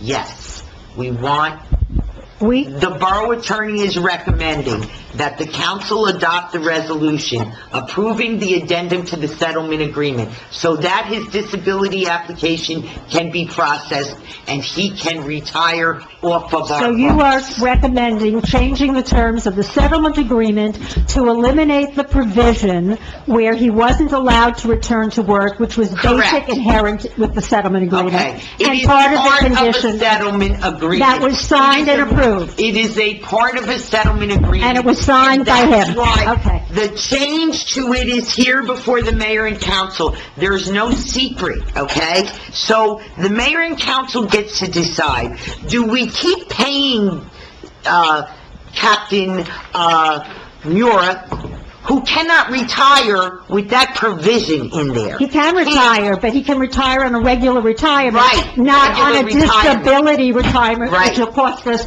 more money as New Jersey state residents. Okay, going on with lawyers. Can you tell me for Lanza and Lanza and for Friend and Wenzel, which cases they are now being paid more money for? You have it on the agenda. Lanza and Lanza is assigned to Boswell. Friend and Wenzel is assigned to the Ellen Park lawsuit that she filed against the Borough of Englewood Cliffs and former council president McMorrow and the mayor. So the I believe extra- that is their final bill, though.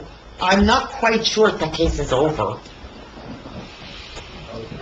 You're the plaintiff, do you know? But I mean, I believe, I don't vote on that is it a so. final bill? He said he didn't say it was a final bill, but he says the case is pretty much over. Okay, pretty much over. I believe that's his final bill.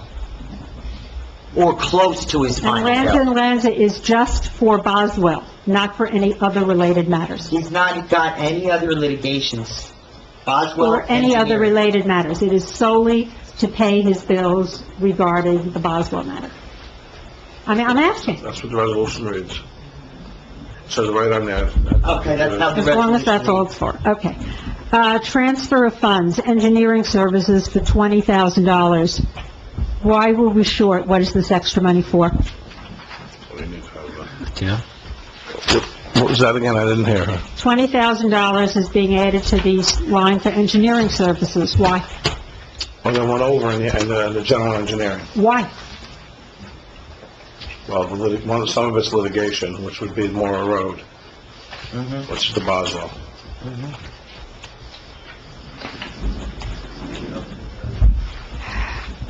Finally, just want to make a comment that I think it's inappropriate, again, for you as mayor to attack any resident when residents come up here, such as Mr. Morfessus, or anybody else. They come here with what they believe are legitimate complaints. And in the case of Mr. Morfessus, he's been making these complaints for at least 3 years. And I think it is reprehensible for you to have researched his background, because his background has nothing to do with the validity of his claims here and how that affects him as a resident in this community. Thank you. If you seek equity, do equity. No. All right, that's enough. That's it. Served his time Anybody else? for whatever was there. Anybody else? If there was. I'll be like the mayor, get paid to do nothing. No, you already went. Anybody else? Okay, closed. All right, can I have a motion to close the public portion? All in favor? All right, let's do the minutes. We have, many, I gave it all out today. can we do it? No, you can't. Well, They can review. Yeah, do you want them, why don't you explain to them if they were absent and they should... My preference is that we do them all at once, and if you're recusing, state the ones you're recusing from. okay, that's fine. Does anyone have any changes to the minutes? Let's start with that question. No. Anyone? No. Okay. So, well, as we take the vote, state which ones you are not voting on? I mean, it's not a recusal. If you were absent, you were absent. I know. Okay. Unless you read them. but everyone has their dates. I Yeah, gave them all oh, out. okay, thank you. And just for the record, the only person that didn't have any absences was Councilman Park. So Okay. he's good. And No, Councilman no, O'Shea she can't can't. vote until... Mark, you win the perfect attendance award. Yes, go ahead, do one motion. I need a motion on the minutes, please. Who was that? Okay. Okay, so if you're going to recuse or abstain, let me know, and I'll write it in. So for all the minutes, you want me to read all the minutes? No, for all of the minutes itemized on the agenda. So, Councilman Aversa. Yes to all except for 320, 323, 618. 320, I was there via phone. Okay, so, 320, 323, and 618. okay, yes to all. Okay. Councilwoman E. Park? Yes to all except for, recuse on the special meeting March 23rd, Is that a recusal or an abstention? an abstention. Okay. I was absent. And then just a caucus for June 13th, 2018. Councilwoman O? Yes to all except for special meeting on March 23rd. That would be an abstention. You almost let me in. Councilwoman O'Shea? Abstain from all, I was not on the council. Thank you. Councilman Park? Yes to all. Councilman Wu? Yes to all except the extension on April 6th. Okay. Okay. Next up is Resolution 18-261.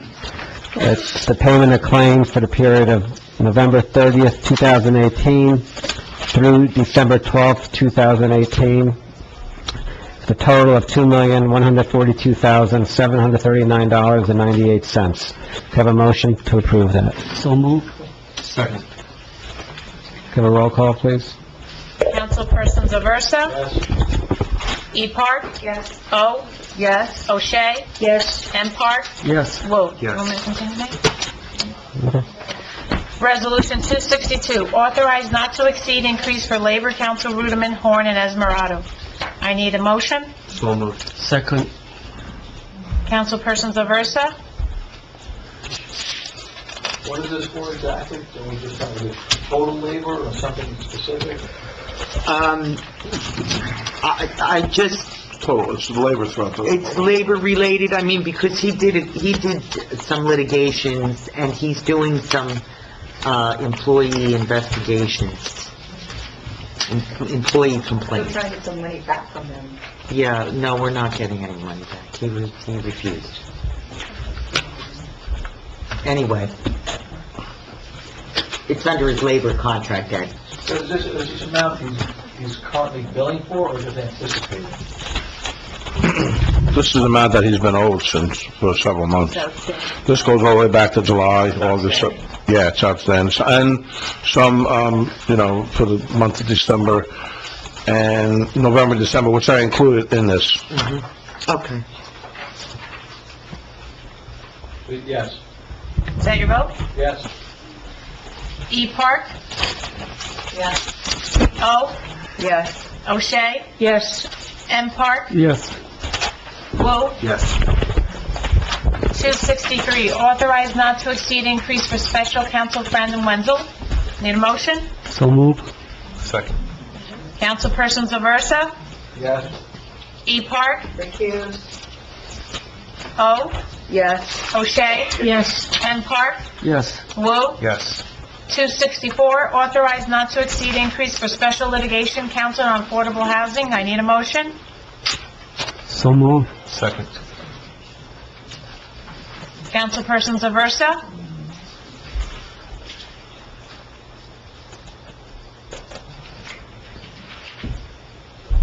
What are we increasing by? Jamie? Excuse me? the increase is for the affordable housing. Yeah, it's that's for with the... How much? She wants to know how It's in the much. middle of the Oh, the resolution. increase, I increased it by 50,000. It was already 20,000 from the prior resolution. And he'll be submitting invoices soon. This is to do with the fact that we received all the stuff to do with Oprah requests. Jamie, I have a question. So we have all these litigation, legal fees that we're trying to increase. Do we have the money in the budget? Yes, Chris, I met with Chris. Before I do any resolution like this, I'll meet with the CFO to get certification of the funds. And he certified them. Councilman Aversa? Yes. E. Park? Yes. O. Yes. O'Shea? Yes. M. Park? Yes. Woo. Yes. 265, authorize not to exceed increase for special counsel Lanza and Lanza. Motion? So moved. Second. Councilpersons Aversa? And this is for Boswell, correct? Correct. Yeah, and that's coming up on trial and et cetera, February? Yes. E. Park? Yes. O. Yes. O'Shea? Yes. M. Park? Yes. Woo. Yes. 266, adoption of personnel manual and employee handbook. Need a motion? So moved. Second. Councilpersons Aversa? Yes. E. Park? No. O. Jamie, can I ask you a question about this? Sure. I know you had sent us the red line version. So what was the difference between the previous and... Well, I also sent the synopsis, so let me see if I have it in here. And just so you know, But this is if something that has to get done every 3 years. Yeah, If it was redlined, then the changes would have been marked. It has to do with, let me just, I gotta find it here. But you're asking what the changes are, but they're marked.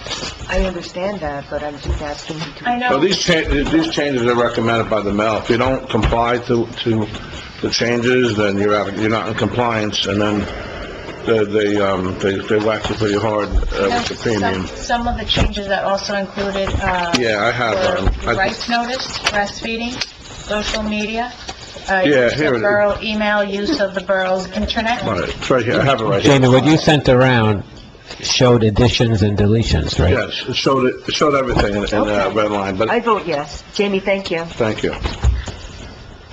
I'll give you a copy of this.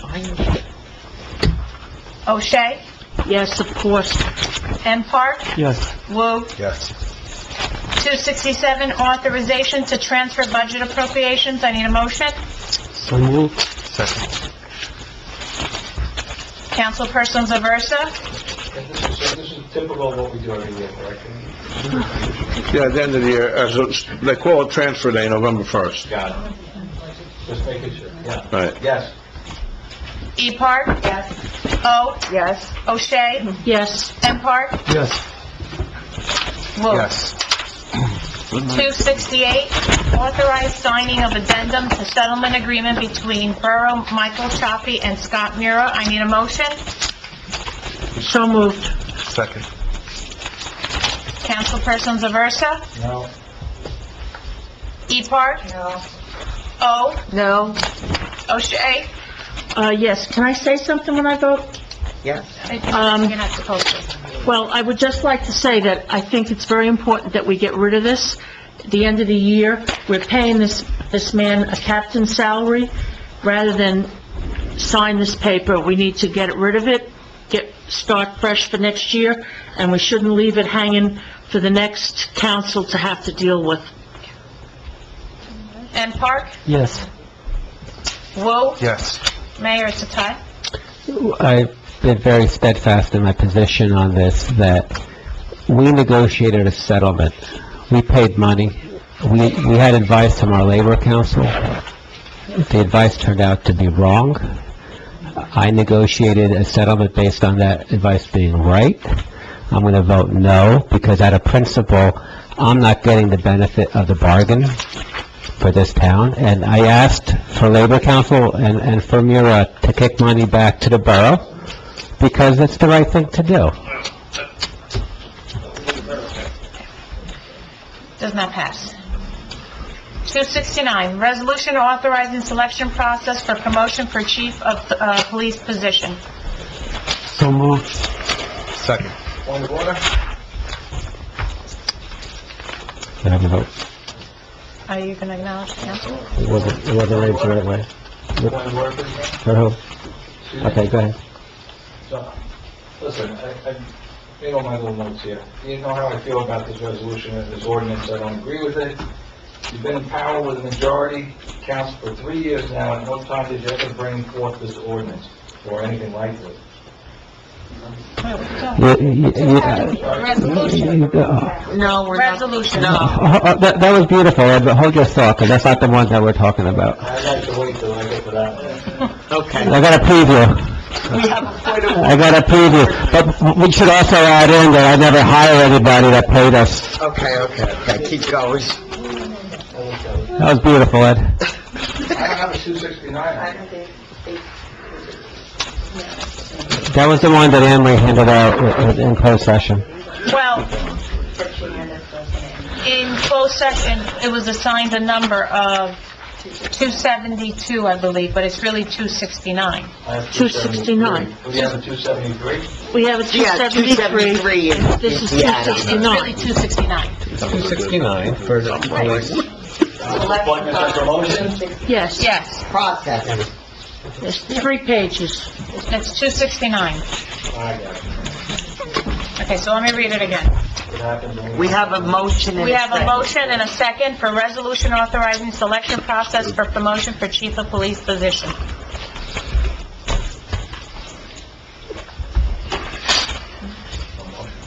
There's a motion and a second. Here, Mark Right, and William. So, Councilperson Aversa? No. E. Park? I just want to say that, again, we just got this at closed session, and I can't rush to make a determination, especially because there is an injunction out there, which I haven't gotten a copy of, so, I say no.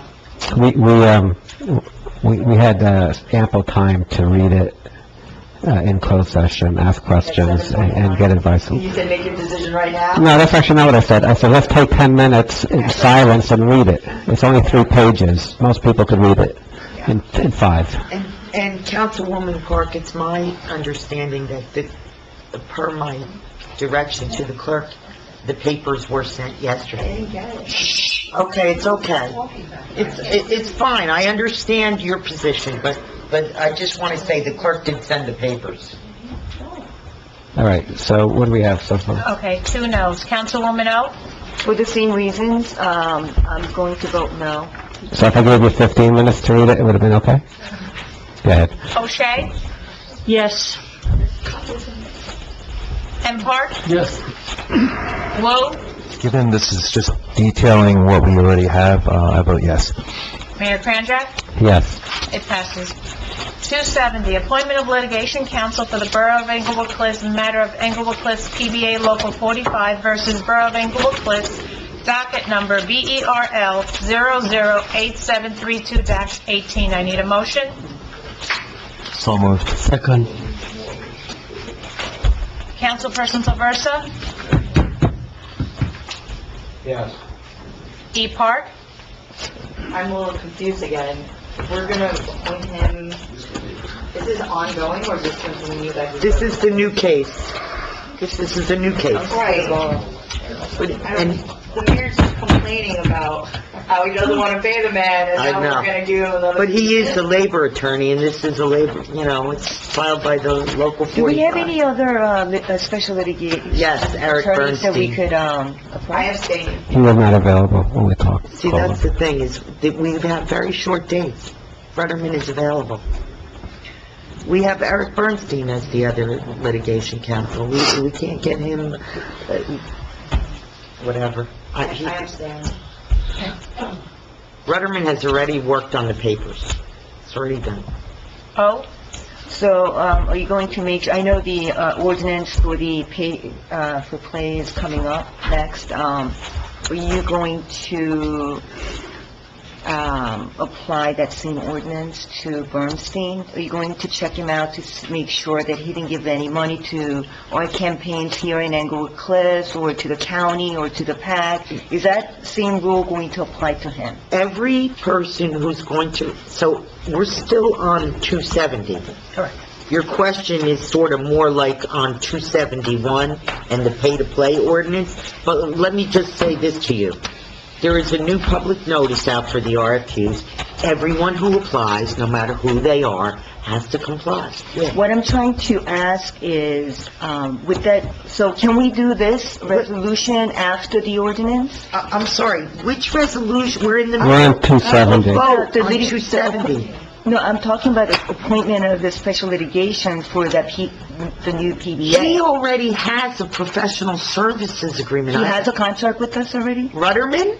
Yes. You said Bernstein. No, you asked if we could use some other council. We're not using Bernstein. So you're staying with... Rudderman is the one. This one is Rudderman, Mark Rudderman, 270. Just to clarify, this matter is very time-pressed. Bernstein wasn't available, Rudderman was, or Ruderman. So that's why we wanted to get him appointed tonight to do this. And when you're talking about the no pay-to-play, Ruderman and Bernstein both satisfy that anyway, because they haven't contributed, and I wouldn't hire anyone that did. So we need to take a vote. So, I'm pretty sure. Well, okay, there may not be local contributions. But not local, I'm talking locally. But the ordinance says... Okay, we're the diverging. county and the PAC, She's so... in the middle of taking a vote on resolution I am 270. asking questions, and I think my questions are valid. I mean, we don't want to do... The litigation is more valid right now, we need to defend it. So we're just doing it for this year right now. Just for this specific case, correct? Yes. Okay. And understand, he has a contract which allows, we didn't even have to bring this to you. Right, The borough clerk didn't even want me to put it on, and just wanted to, well, I mean, she pointed out to me, there is a contract. So, The contract allows us to assign to Mark Ruderman in his office. That's what we're doing here. his agreement for the beginning of the year, he was appointed as labor counsel. And his agreement says that within the year, assignments that are given to him having to do with labor, he will take care of it. So this is just an extension solidifying that he's being appointed to this particular case to take care of. That's it. Okay. Okay? Councilwoman O? Yes. O'Shea? Yes, and I think the borough attorney gave us a very good explanation of this in caucus, and we really should all understand it and shouldn't have a question about voting, and I'm not an attorney. No, you're not. I know. Councilman Park? Yes. Wu? Yes. It passes. 271, reject RFPs with a due date of December 5th, 2018. I need a motion. So moved. Second. Councilperson Zaversa? We even do this after all the RFPs were out? Yes, this is in accordance with the public bidding laws. When you have it, there, I reviewed the notice. It was missing a reference to the pending pay-to-play, but it was also missing 4 or 5 other items that are required under the public bidding laws. Anne Marie, I have a question. So just hold on, let me explain. So, the notice that went out originally, that was returned on December 5th, was not given to me for review. I was advised afterwards, and I, of course, applied and saw that multiple items on the notice are missing that are required documents under the public bidding laws. So the second notice that now is pending for the 19th for all of the open positions and the IT and the risk manager has all of the requirements as well as a reference to the pending ordinance for reform.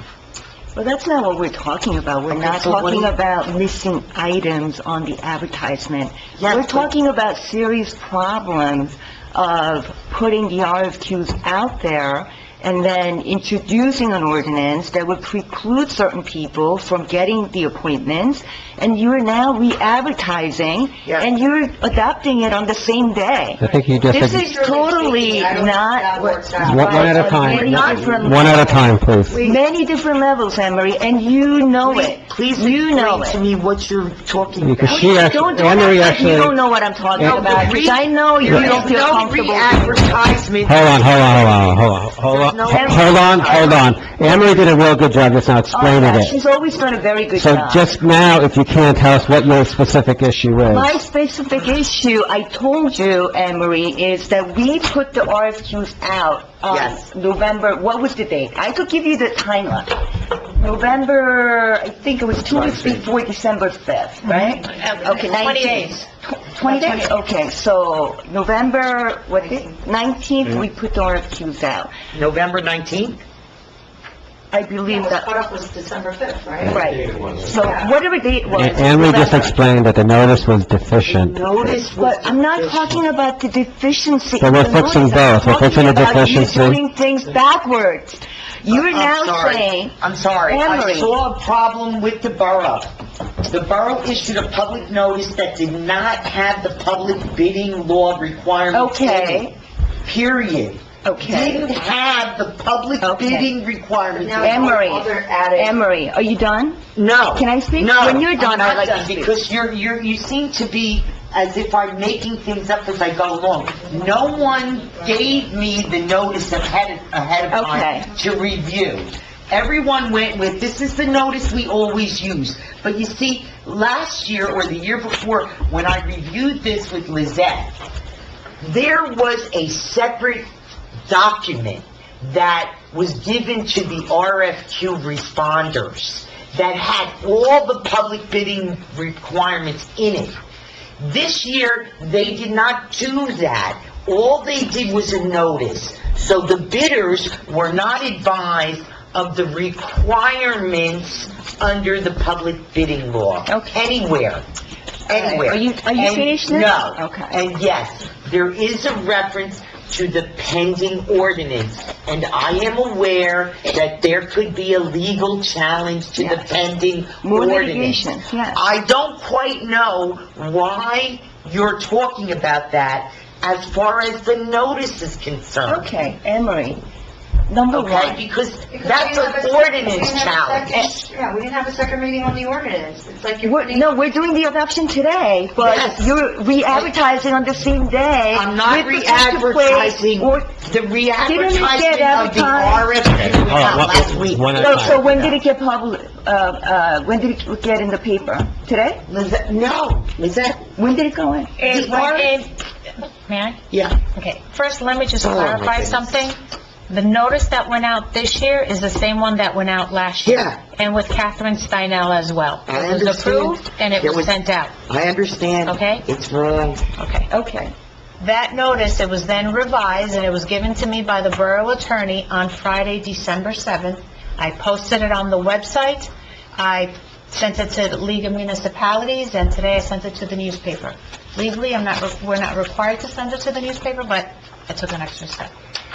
So, it's been out since, we'll say since Okay, Monday. so here's my other question, Emery. You as our borough attorney, okay, so the first time that, let's just assume that you're right, okay? And let's say you didn't get an opportunity to review the notice before it got out. Isn't it your job as a borough attorney to, once you find out that it wasn't done properly, you could have amended the RFQ.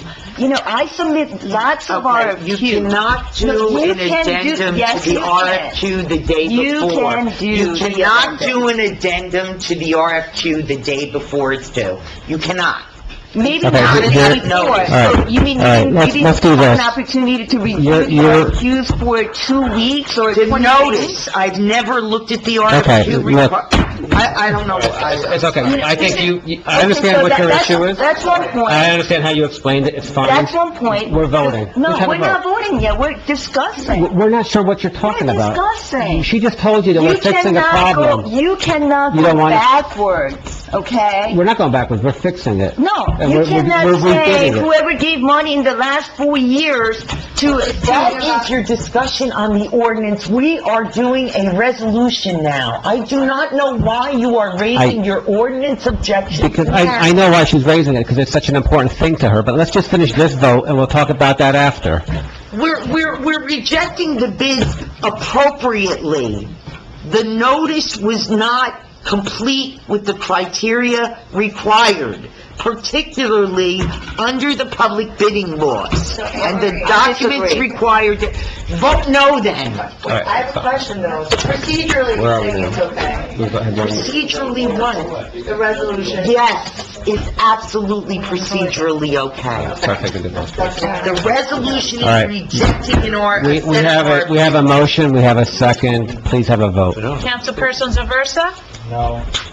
E. Park? No. O. No. O'Shea? Yes. M. Park? Yes. Wu? Yes. Mayor Kranjak? Yes. 71 passes. 272, authorizing stipend to Borough Tax Collector for additional services. I need a motion? Wait, I have a question.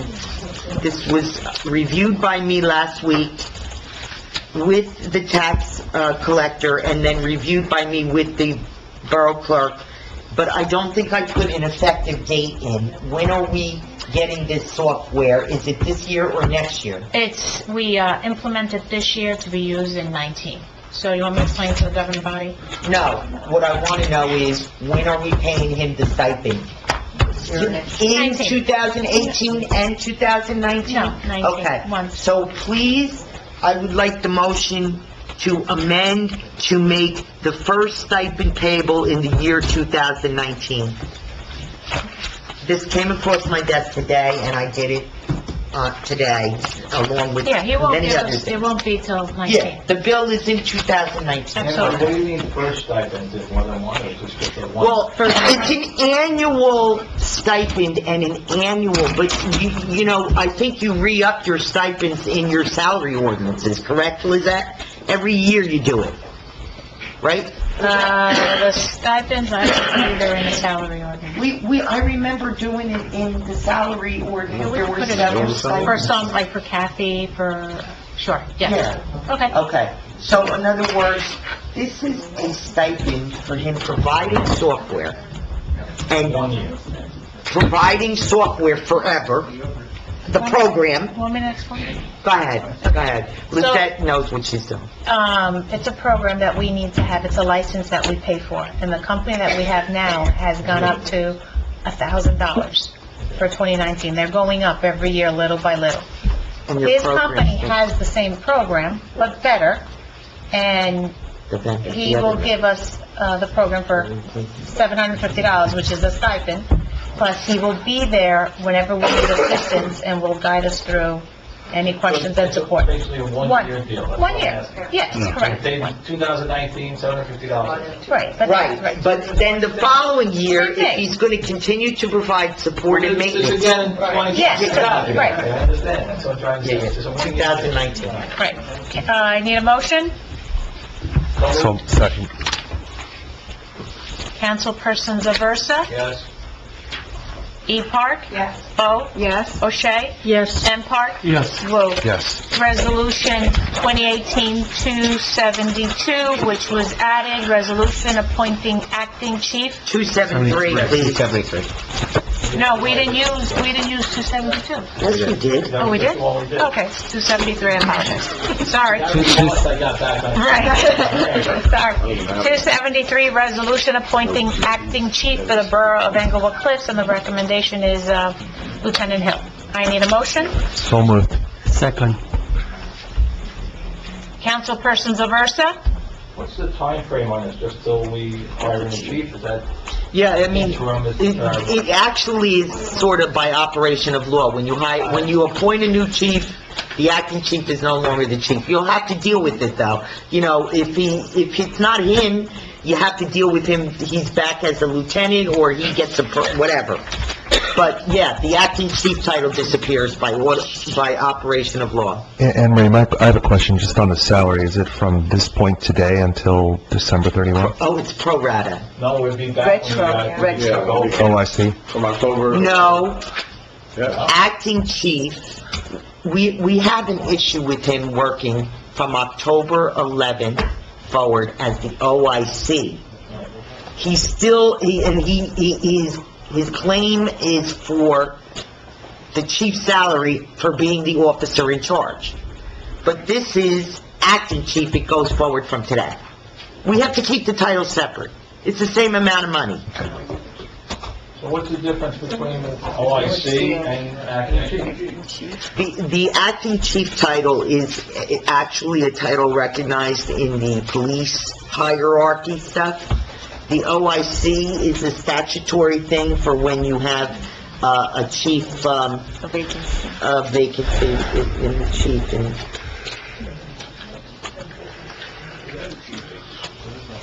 yeah, we do have a vacancy. So, wait, can I ask you a question? But understand, we're not doing this as a vacancy. If you read the ordinance, that's in there. You see it, right? And it says, to say, the mayor and council may appoint an acting chief, if the chief of police is able to resume his duties, then the acting chief is replaced, and it tells you what the disability is. Defined as unable to perform his usual duties as a chief for a period of 21 consecutive days, work days. So do we have to, is it shall, or can, do we have an option of keeping him as OIC until we get a chief? I mean, why do we have to pay him the deputy, No, we have, You're paying him anyway. you have to pay him the chief's salary from October 11th It forward. sounds like you're slamming something through again at the end. I don't like it, I don't like the way it reads, I don't like the way it sounds, I don't like the way it's explained, I don't like the fact that this means 10 minutes before we're about to vote on it. You're voting no, right? Yeah, it's ridiculous again. Because you don't like how it sounds? I don't like the way it sounds, no. Okay. That's a good reason. Go ahead. So persons, E. Park? No. O? No. O'Shea? Yes. M. Park? Yes. Wu? Yes. Mayor Kranjak? Yes. And that, yeah, it passes. I also want to add that in 3 years of being mayor, there has been 2 periods of time when I've actually was met with overwhelming cooperation, respect, and somebody who was very professional. It was when Deputy Chief McMorrow was the officer in charge, and the last several months when Lieutenant Hill's been in charge. And I've reiterated all those issues and reasons in the past regarding Officer Hill. I think he's done a fantastic job. Excuse me, Ms. Geiger, I'm actually speaking up here. If you want to have your conversation, go to the parking lot and come back. I'm looking right at her. It's not her, it's So the people in the back, Mr. Marinuzzi, Ms. Simon, Ms. Norton, Mr. Mones, we've been listening to you all meeting. Can you please stop talking? It's disrespectful.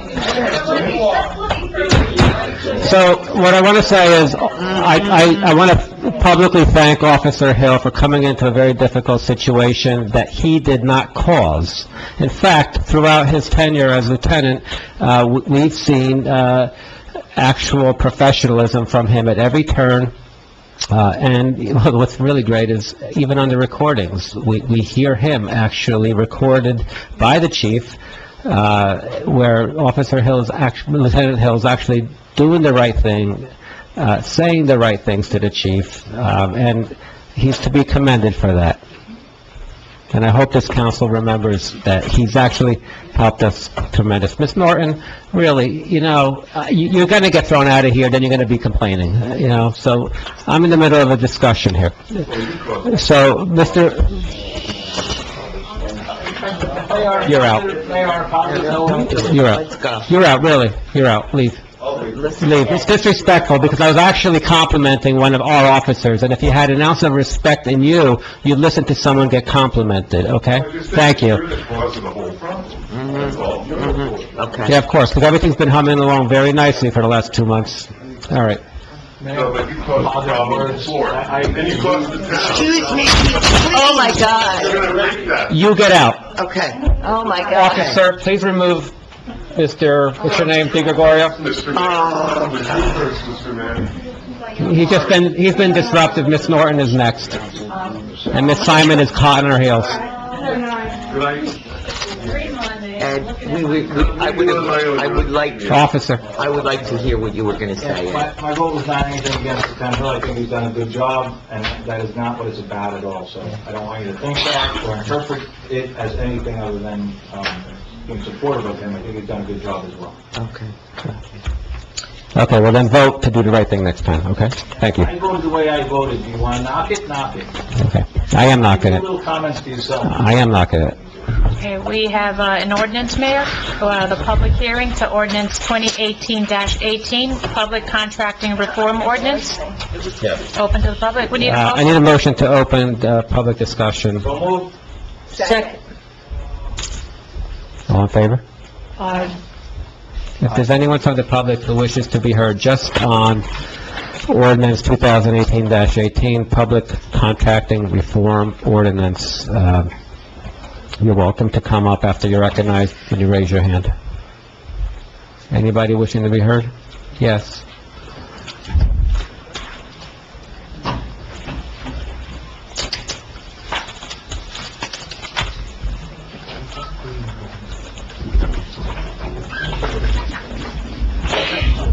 Lauren Eastwood, Four Willow Drive. I think this ordinance is long overdue. It should have been adopted a long time ago.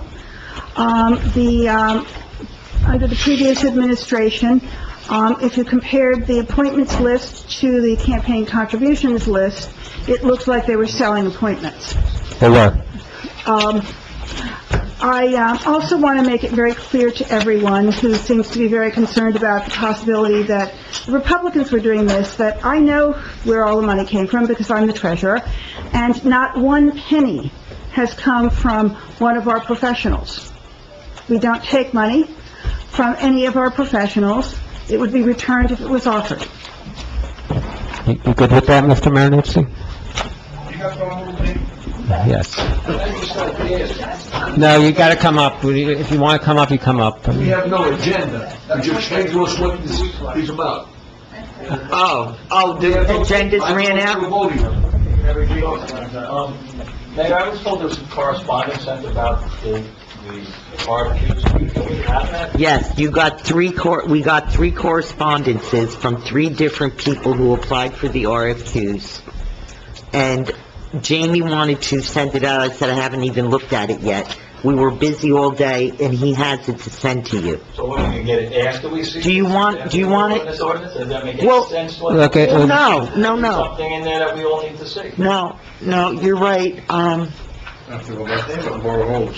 I suggest we table this until the next meeting. No, I'll tell you what it was, and I'll paraphrase. It was three people. Paraphrase. It was, Okay, well, here... I have the floor. I have the floor. Well, Jamie, you're supposed to put it on there, but, hold on a second. That's transparency, right? Wait. Addressed to the mayor. Mr. Aversa, Can you speak out? well, let me speak.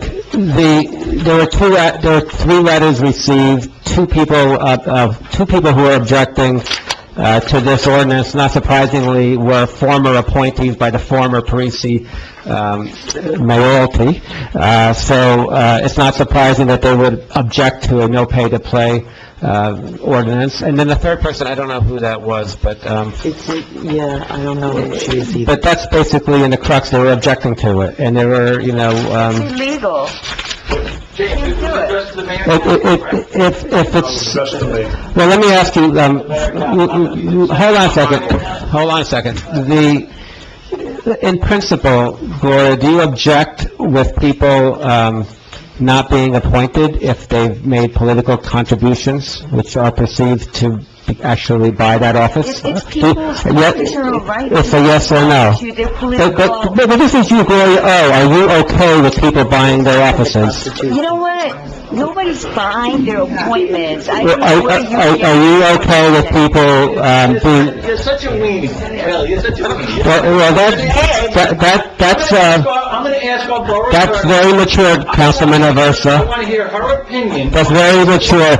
You should really go wash your mouth out with soap. If you're going to be a representative of our town and its people, speaking like that from a very solemn dais, Director, I wanna hear from you should be ashamed of I yourself. wanna hear her opinion on this ordinance. Okay, so this is a reform ordinance for the purpose of prohibiting contributions of pay-to-play.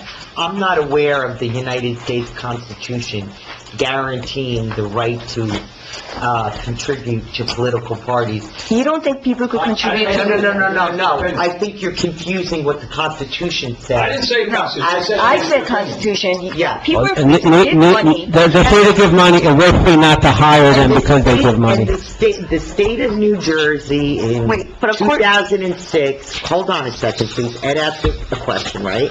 I'm trying to answer.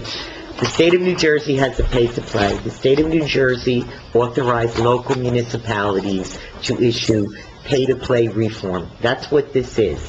There are differences in this ordinance that are more restrictive than other ordinances that I have seen in this state. Here's the restrictions. Most ordinances limit contributions to political parties, county and local, if they are $300 or more. That's what's limited in most towns. This ordinance has a zero limitation. I happen to think that will pass legal muster. This ordinance is different, but, I fully expect a legal challenge, and there is a legal valid argument for saying this town can have $0 if they want it. It's not the money. I don't expect a legal challenge, because it just puts a spotlight on the nonsense that people want, including you, Gloria. People who, like yourself and everybody on that side, who pay $13,000 to their own campaign can run, right? According to your theory. It's my family that makes me rich, not money. So that really makes sense too, right? Yeah, if you can't afford to run, then sorry. No, you can't actually, run. you guys have been part of, you're very upset about this. It's funny how, the Democrats are very upset, but the Republicans are very calm. You know why? Because ethically, we didn't have to do this. Right. Because we always refuse to hire anyone who made any contributions, so. Well, we want to hear Anne Marie. The other difference in this ordinance that is different than other ordinances that I reviewed, and I reviewed quite a number of them before we did the first reading. The other difference is that this ordinance goes back in time 4 years. The typical ordinance goes back in time 1 year. Whether or not that will withstand a legal challenge, I don't know whether it will actually withstand a legal challenge if one is made. They're not going to challenge it. It'll be too embarrassing for them to do that. I understand. But this is public, by the way, You already got 3 letters. You don't think people are going to challenge? by the way, this is the quality of the letter too. By the way, this is public portion, so I want to hear from the public. We're in the public portion. You had your hand up? We were talking of taking a vote. We did not close the public portion. Would you want to speak? Yes. I didn't know we were in the public portion. Yeah, we are. Yeah, we are. We're in the public portion. Let's keep track of where we're at. I just want to say that the time period, okay. She's tired of listening. I'm with you, this is ridiculous.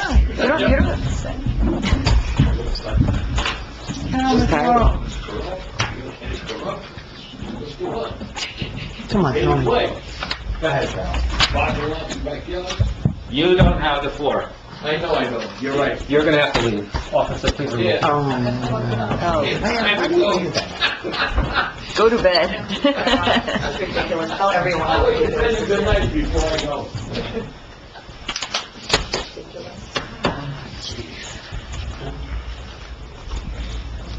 Carol McMorro, 489 Summit Street. I'm going to comment on the ordinance, Mayor. If you want to cite me for saying my first sentence, you can, but Ed, you owe everybody an apology. You were out of line. I find that word really offensive. Act like a council person. You should not be calling him weenie. It's disgusting. It's disgusting. Do you know what that even means? You know, I don't even want to go there. Let's just stay on business. Conduct yourselves, please. It's pejorative. Go ahead. It's enough, guys. It's enough. Just get thorough work done. No, I'm not going to cry. Miss Norton. Okay? I'm not going to cry, Gloria. Enough with the insults. Do you guys see how you look? Go home and watch You come the up there and insult us. You're calling each other weenies. Listen to yourself. You called him a weenie. I can't. It's offensive to some of us out there. You know, Ed, you know, for a person with, I'm not embarrassed to the... Ed, for a person who has 3 daughters, speaking that way is really like, very gutter. It's very gutter. Then you shouldn't say things you don't know what it means. On there. You don't know what it means. I didn't know what it means. Well, that's even worse. Yeah, I know, yeah. That's it. A scared person's afraid to take chances. Yeah, all right, I'm sure that's what you meant. I don't know what you people talk Yeah, about. well, look at the, That's what I... look at the Urban Dictionary. Okay, go ahead. I don't live in urban dictionaries. On the pay-to-play, I think it's a great idea that you should have it.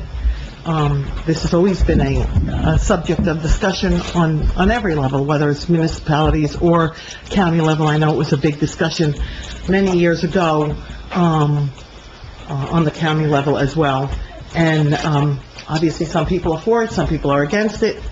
I personally don't think anybody that's applying for a job should give donations, to anybody's political campaigns. I don't believe that anybody should be put in that position to feel that they're giving money and then you owe them a job, or then you know, it just doesn't look good.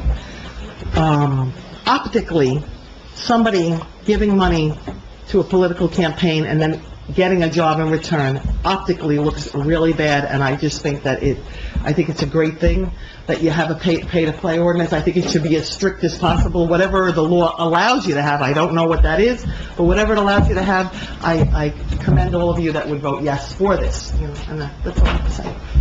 Thank you. Anybody else wishing to be heard? Yes.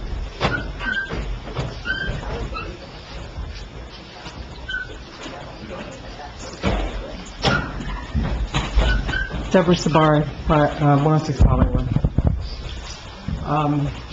It just seems like you've been in power for 3 years, and this hasn't come up until now, when you're losing your control of the council.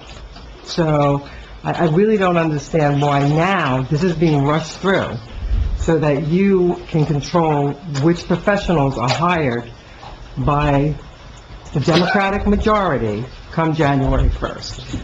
It seems like a stronghold to continue to have your power, which... Not true. I don't necessarily agree that somebody who donated $300 to my campaign, let me finish, Mayor, please, who donated $300 to my campaign is going to get special treatment for a $300 donation, and I take offense to the fact that that's what you're alluding to. Now, second of all, where does it end? What are you allowed to contribute to? So if you donated to You can contribute whatever you want. No, if you donated to Pasquale, do you That's a disqualify? mistake, but, yeah, if you want. Well, then in that case, you can get rid of Mazer, and you can get rid of Bernstein. That's fine, we'll get rid of Okay? it. But like, look... So, like, where does this end? It's like unfair. I don't have $14,000 to put into my campaign like Mark Park did, okay? So when you start saying that we can't raise money...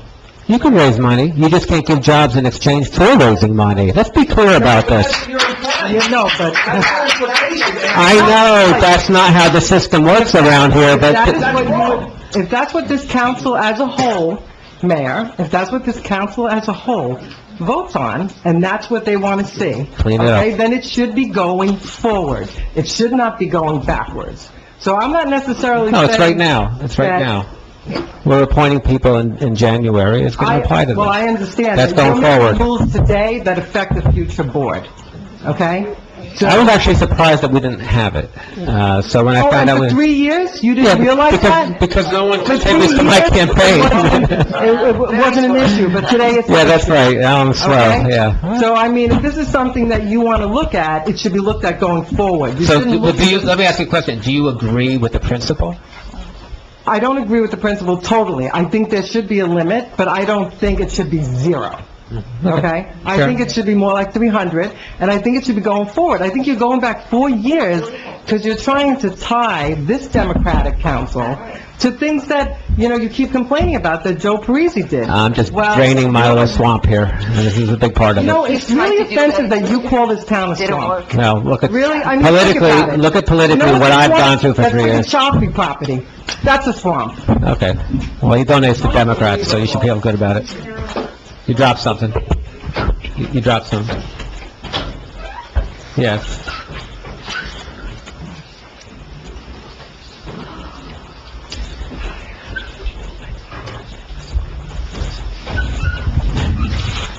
Maria Valari, 45 Jane Drive. I absolutely agree with what you're doing.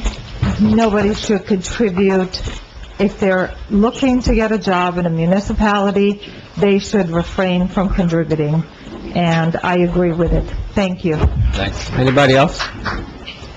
Yes, Ms. Geiger.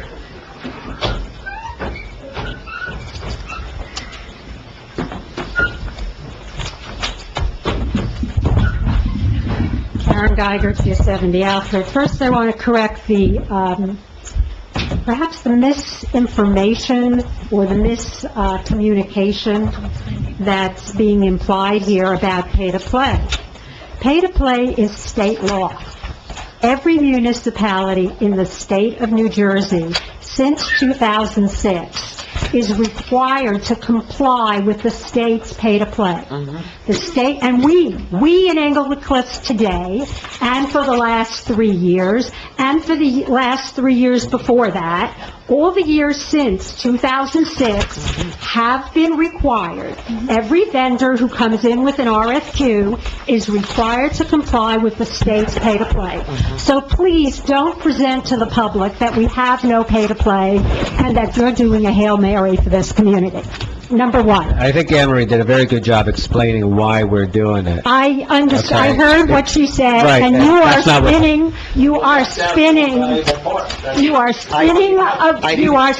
a narrative as if we in Englewood Cliffs were non-compliant and did not have, in fact, we did. We had to comply with state law, and we have always complied with state law. So we have had a pay-to-play governing our town. I think our Number one. town people, Number one, people in our it's town want a it's stricter... my Yeah, you have your turn. time. I think the people in our It's town my want a turn to stricter speak no now. pay to play. She will talk. Excuse me. We hear from her often. People don't necessarily want a stronger pay-to-play. You and your Republicans want a stronger pay-to-play that has suddenly occurred to you when you have lost power in this Well, council. we never had the issue, because ethically, we wouldn't hire people who contributed, so our ethics are different. Excuse me. We You never- instead have had contributions from many of your appointees to town events. So there has been payment to the town, not quite the same way. And number two... Well, you're stretching it now. That Oh, rubber I'm band's not. about to break. Number three, you are implying that people pay money to candidates to get jobs. That is not true. People pay money to candidates because they don't support their opponents, Look at the or history of they the town. support them. And that sometimes has nothing whatsoever to do with a desire to personally benefit from employment. Okay, thank you very much for your I'm not comments. finished. Okay. I'm not finished. This is my time to talk on an ordinance which the public is permitted to speak on by state law. Go ahead, speak. Thank you. Another item. Curious that this particular ordinance was introduced at a special meeting by title so that it could be voted on at this meeting, and it will not become effective until next year. So why are you rushing to do this to bind people from picking whoever they want, who comply with the state laws in the next year? Next, jobs, the restrictions of this, a 4-year retroactivity is only a commentary on your perception of who is coming back. The county, how can you bind contributions to county organizations and to PACs that have nothing to do with Englewood Cliffs? I don't And think much of three, the county is run. well, you don't think much of anything other than yourself. And number No, three... but the town and my family come first. I'm all the way at the bottom of the list. And number three, asking a zero contribution, I don't know how you enforce that in terms of the fact that only 300 and above are required to be reportable by state law. Thank you. That's great. So when we leave here tonight, we're all going to go home and say, we learned a lot tonight about where people stand on different issues. Okay? Anybody else? Yes. 1, 2, 3, 4, 5, 6. Andrew Nick at 54 Elm Street. Just me being naive or whatever. You guys get the majority January 1st? Yay! All right. Repeal the ordinance. In 2 meetings, you can have it done. You'll save the town a lot of money in legal challenges. They'll come up with this. Hey, I'm saving the taxpayers' money. Thank you. Spoken like a true political machine activist. Yeah. Anybody else? I'm a registered Republican, so. Okay, anybody else? I just have one other thing. Okay, can I have a motion to close the public portion? All in favor? So I wasn't Can you finish now? and people want me to not talk, but anyway, so the 4-year thing, the pay-to-play laws do allow a 12-year prior, bar. The 4-year is more restrictive. Under the general municipal law, we can abide by the state statute and have a more prohibitive statute.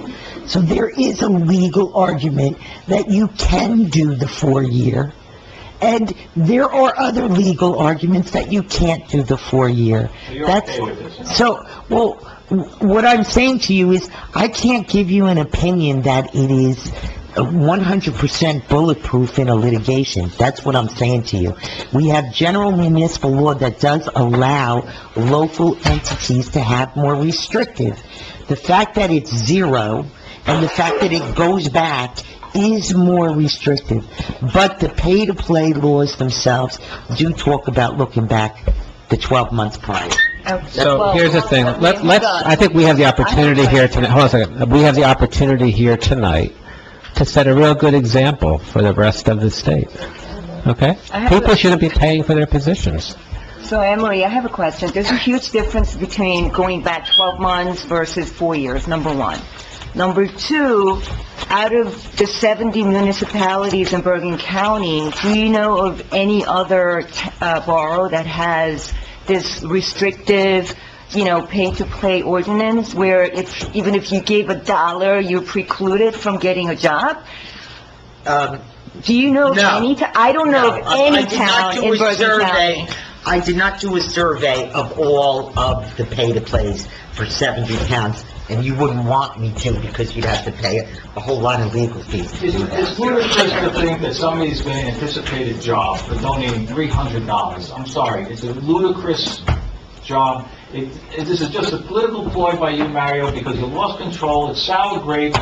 We're just going to repeal the ordinance and start all over again in January. You're going to cost the taxpayers more money because that's what's going to happen. I'm telling you what's going to happen in January.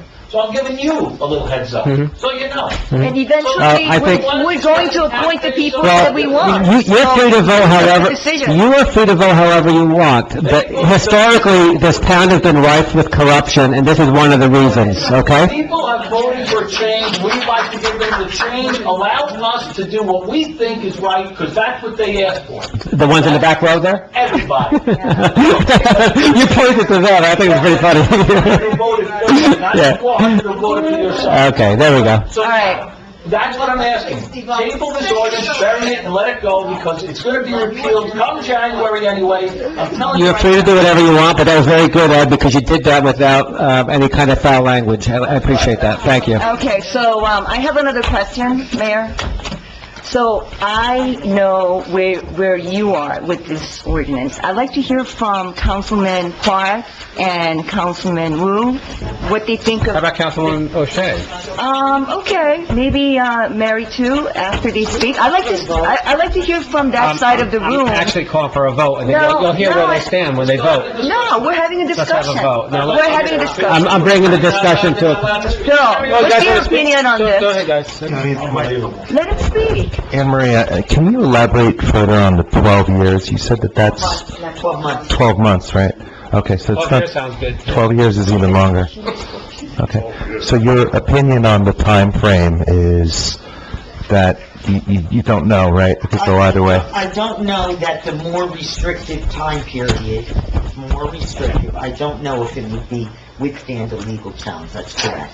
The one thing I can say is the pay-to-play state statutes and other ordinances that I've seen apply for the 12 months prior to the appointment. That's what they do. That's the guideline, 12 months. Right. Right. And this ordinance is for the past 4 years. So it is more restrictive. And we already have one, we already have a pay-to-play. We follow it all the time. No, you don't. The state law, yeah. No, you don't. Mark, Mary, would you like to say anything? Yeah, you want to say something more? What about the money-wise? I think that is too, strict, and we can change about the amount. The standard amount is $300. This ordinance has zero donations. I suggest about $300. So that's what we have right now. Yeah, so just keep the same. Why do we have to do this now? Okay, my turn. I know the Republicans have not taken money from prospective or hirees for municipal appointments. I also know that in the past, there was a PAC that was set up by some party leaders on the Democratic side that accepted a $5,000 donation to the PAC prior to getting a Board of Adjustment approval for a building.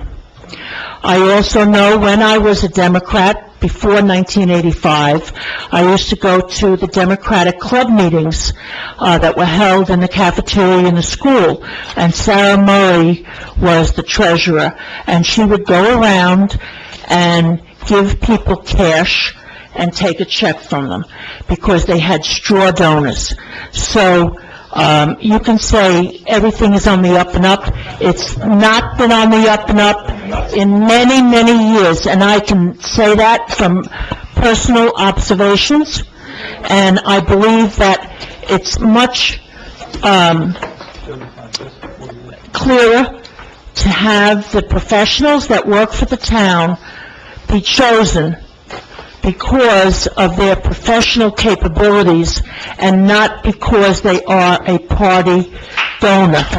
Mary, I have a question for you. How do you feel about residents donating $2,800? I think residents should donate to And then the they party. get appointed municipal seats to certain committees. Do you think that should be allowable then? They're unpaid. I think that residents that live in the town can contribute to the party of their choice, okay? And most of those time, those I can people... name a bunch of people that are on your party that has seats because they've donated a lot Yeah, of money. I've donated, But those are unpaid positions. but they're not paid, they're not... It does matter. They're not making... Of course it matters. Are you people not just People are getting not the making motion? money on it, and people are not adding to their professional credentials by saying, I'm on the council, or I'm on the planning board, or I'm on the Board of Adjustment, so now I am a more valued individual. Okay, let's have a vote. To be on the planning board. Yeah, we're gonna have a... donate it. We're gonna have a vote. You're mixing apples and oranges and pumpkins, yeah. There's difference between paid positions and unpaid positions, okay? Let's have a vote. Positions of power. Please take a roll call, Madam Clerk. We need a motion, So moved. second. So moved. Mary, your second. Councilperson Zaversa? Just cost the taxpayers more money, I warned you. And it's illegal. No. E. Park? No. O.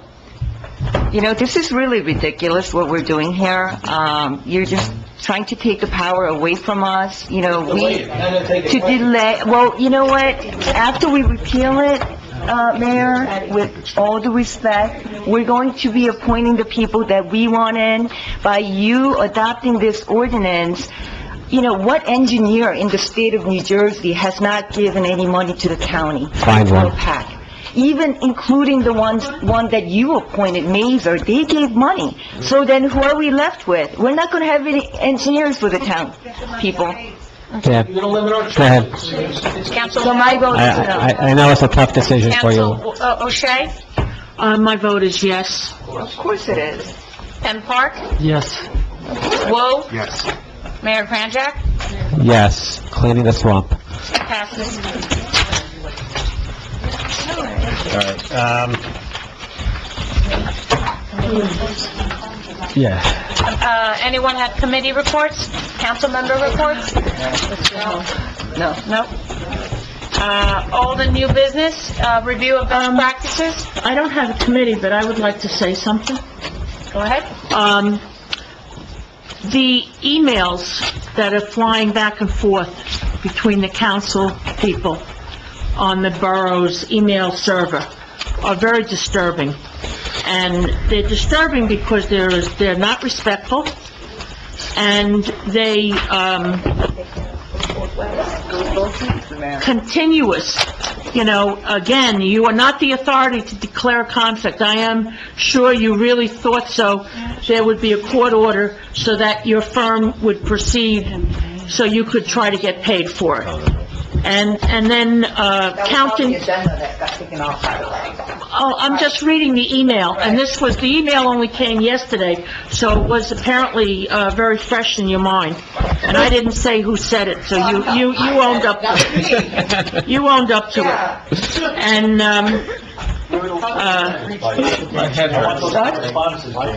yeah, I didn't say anything. No, but some of those conversations are... The other thing is Councilwoman O keeps counting down the days to Mayor Kranjak regarding how many days he has left. And, you know, it's really just disturbing. Wait, no, it's really, I got the floor for it. Just don't say that. That's okay. It's a spotlight on where her... It's also disturbing when you and Ellen constantly scream, and you do scream, and talk over each other. You don't keep a level, even tone. You know, you should have more stature than that. Okay, I have a question. I'm sorry for that. What about when the mayor screams? Well, that's only because I'm trying to get things under control when you guys are lighting your hair on fire. That he sends to us. Mary, where are those children? Yeah, okay. Where is the Mary? Look, Gloria, let me answer your question. I gavel, because you're out of control often, and I have to gavel. I have nothing else to do. I mean, I can't kick the table, I gotta gavel the table, so, we could all do better, I admit. Thank you, Mary, for pointing that out. I also, I actually want to thank the senior citizens for inviting Nancy and me to their, holiday/Christmas, Hanukkah, party. It was very nice. nice. We enjoyed it, even though we're not eligible to be members yet. We appreciate the invitation. So, it was very nice. It was at the Clinton Inn. Mary organized it, and we swore in the Senior Citizen Club officers. I know you guys don't want to listen to this, Gloria and Ellen, but it was very nice. Thank you. Anybody else have anything to Any add? committee reports? I don't have anything. I just want to thank the police department. We had intruders sort of roaming around our house 2 weekends ago, and the detective bureau did a great job. My daughter spent about 3 hours in the police department sketching somebody who I think was caught a day ago. So just want to thank specifically Lieutenant Wicker as well as Captain Murphy. They did a very good job. My daughter felt very safe in the police department, so thank everybody that's involved in the Detective Bureau. That's it. We need to review the best practices. Any questions or concerns? None? No. Okay, and final announcement, it has been decided that the reorganization meeting? I will let you know tomorrow. Okay. Do you want to say Make a motion to adjourn? So potentially right now, it's December 5th at 11 a.m. January. January 5th, sorry. And you've got Saturday, can you Sunday. make it later in the day on Saturday? I can't, unless you said you can't do Sunday, correct? No, 2 o'clock or 3 o'clock? I'll check. So it might, or Friday. Or Friday, well, I'll let you guys know. Thank you, everyone, for being here. Can I have a motion to adjourn? So moved. Second? All in favor? Aye. Mayor? Very welcome. Welcome to our council.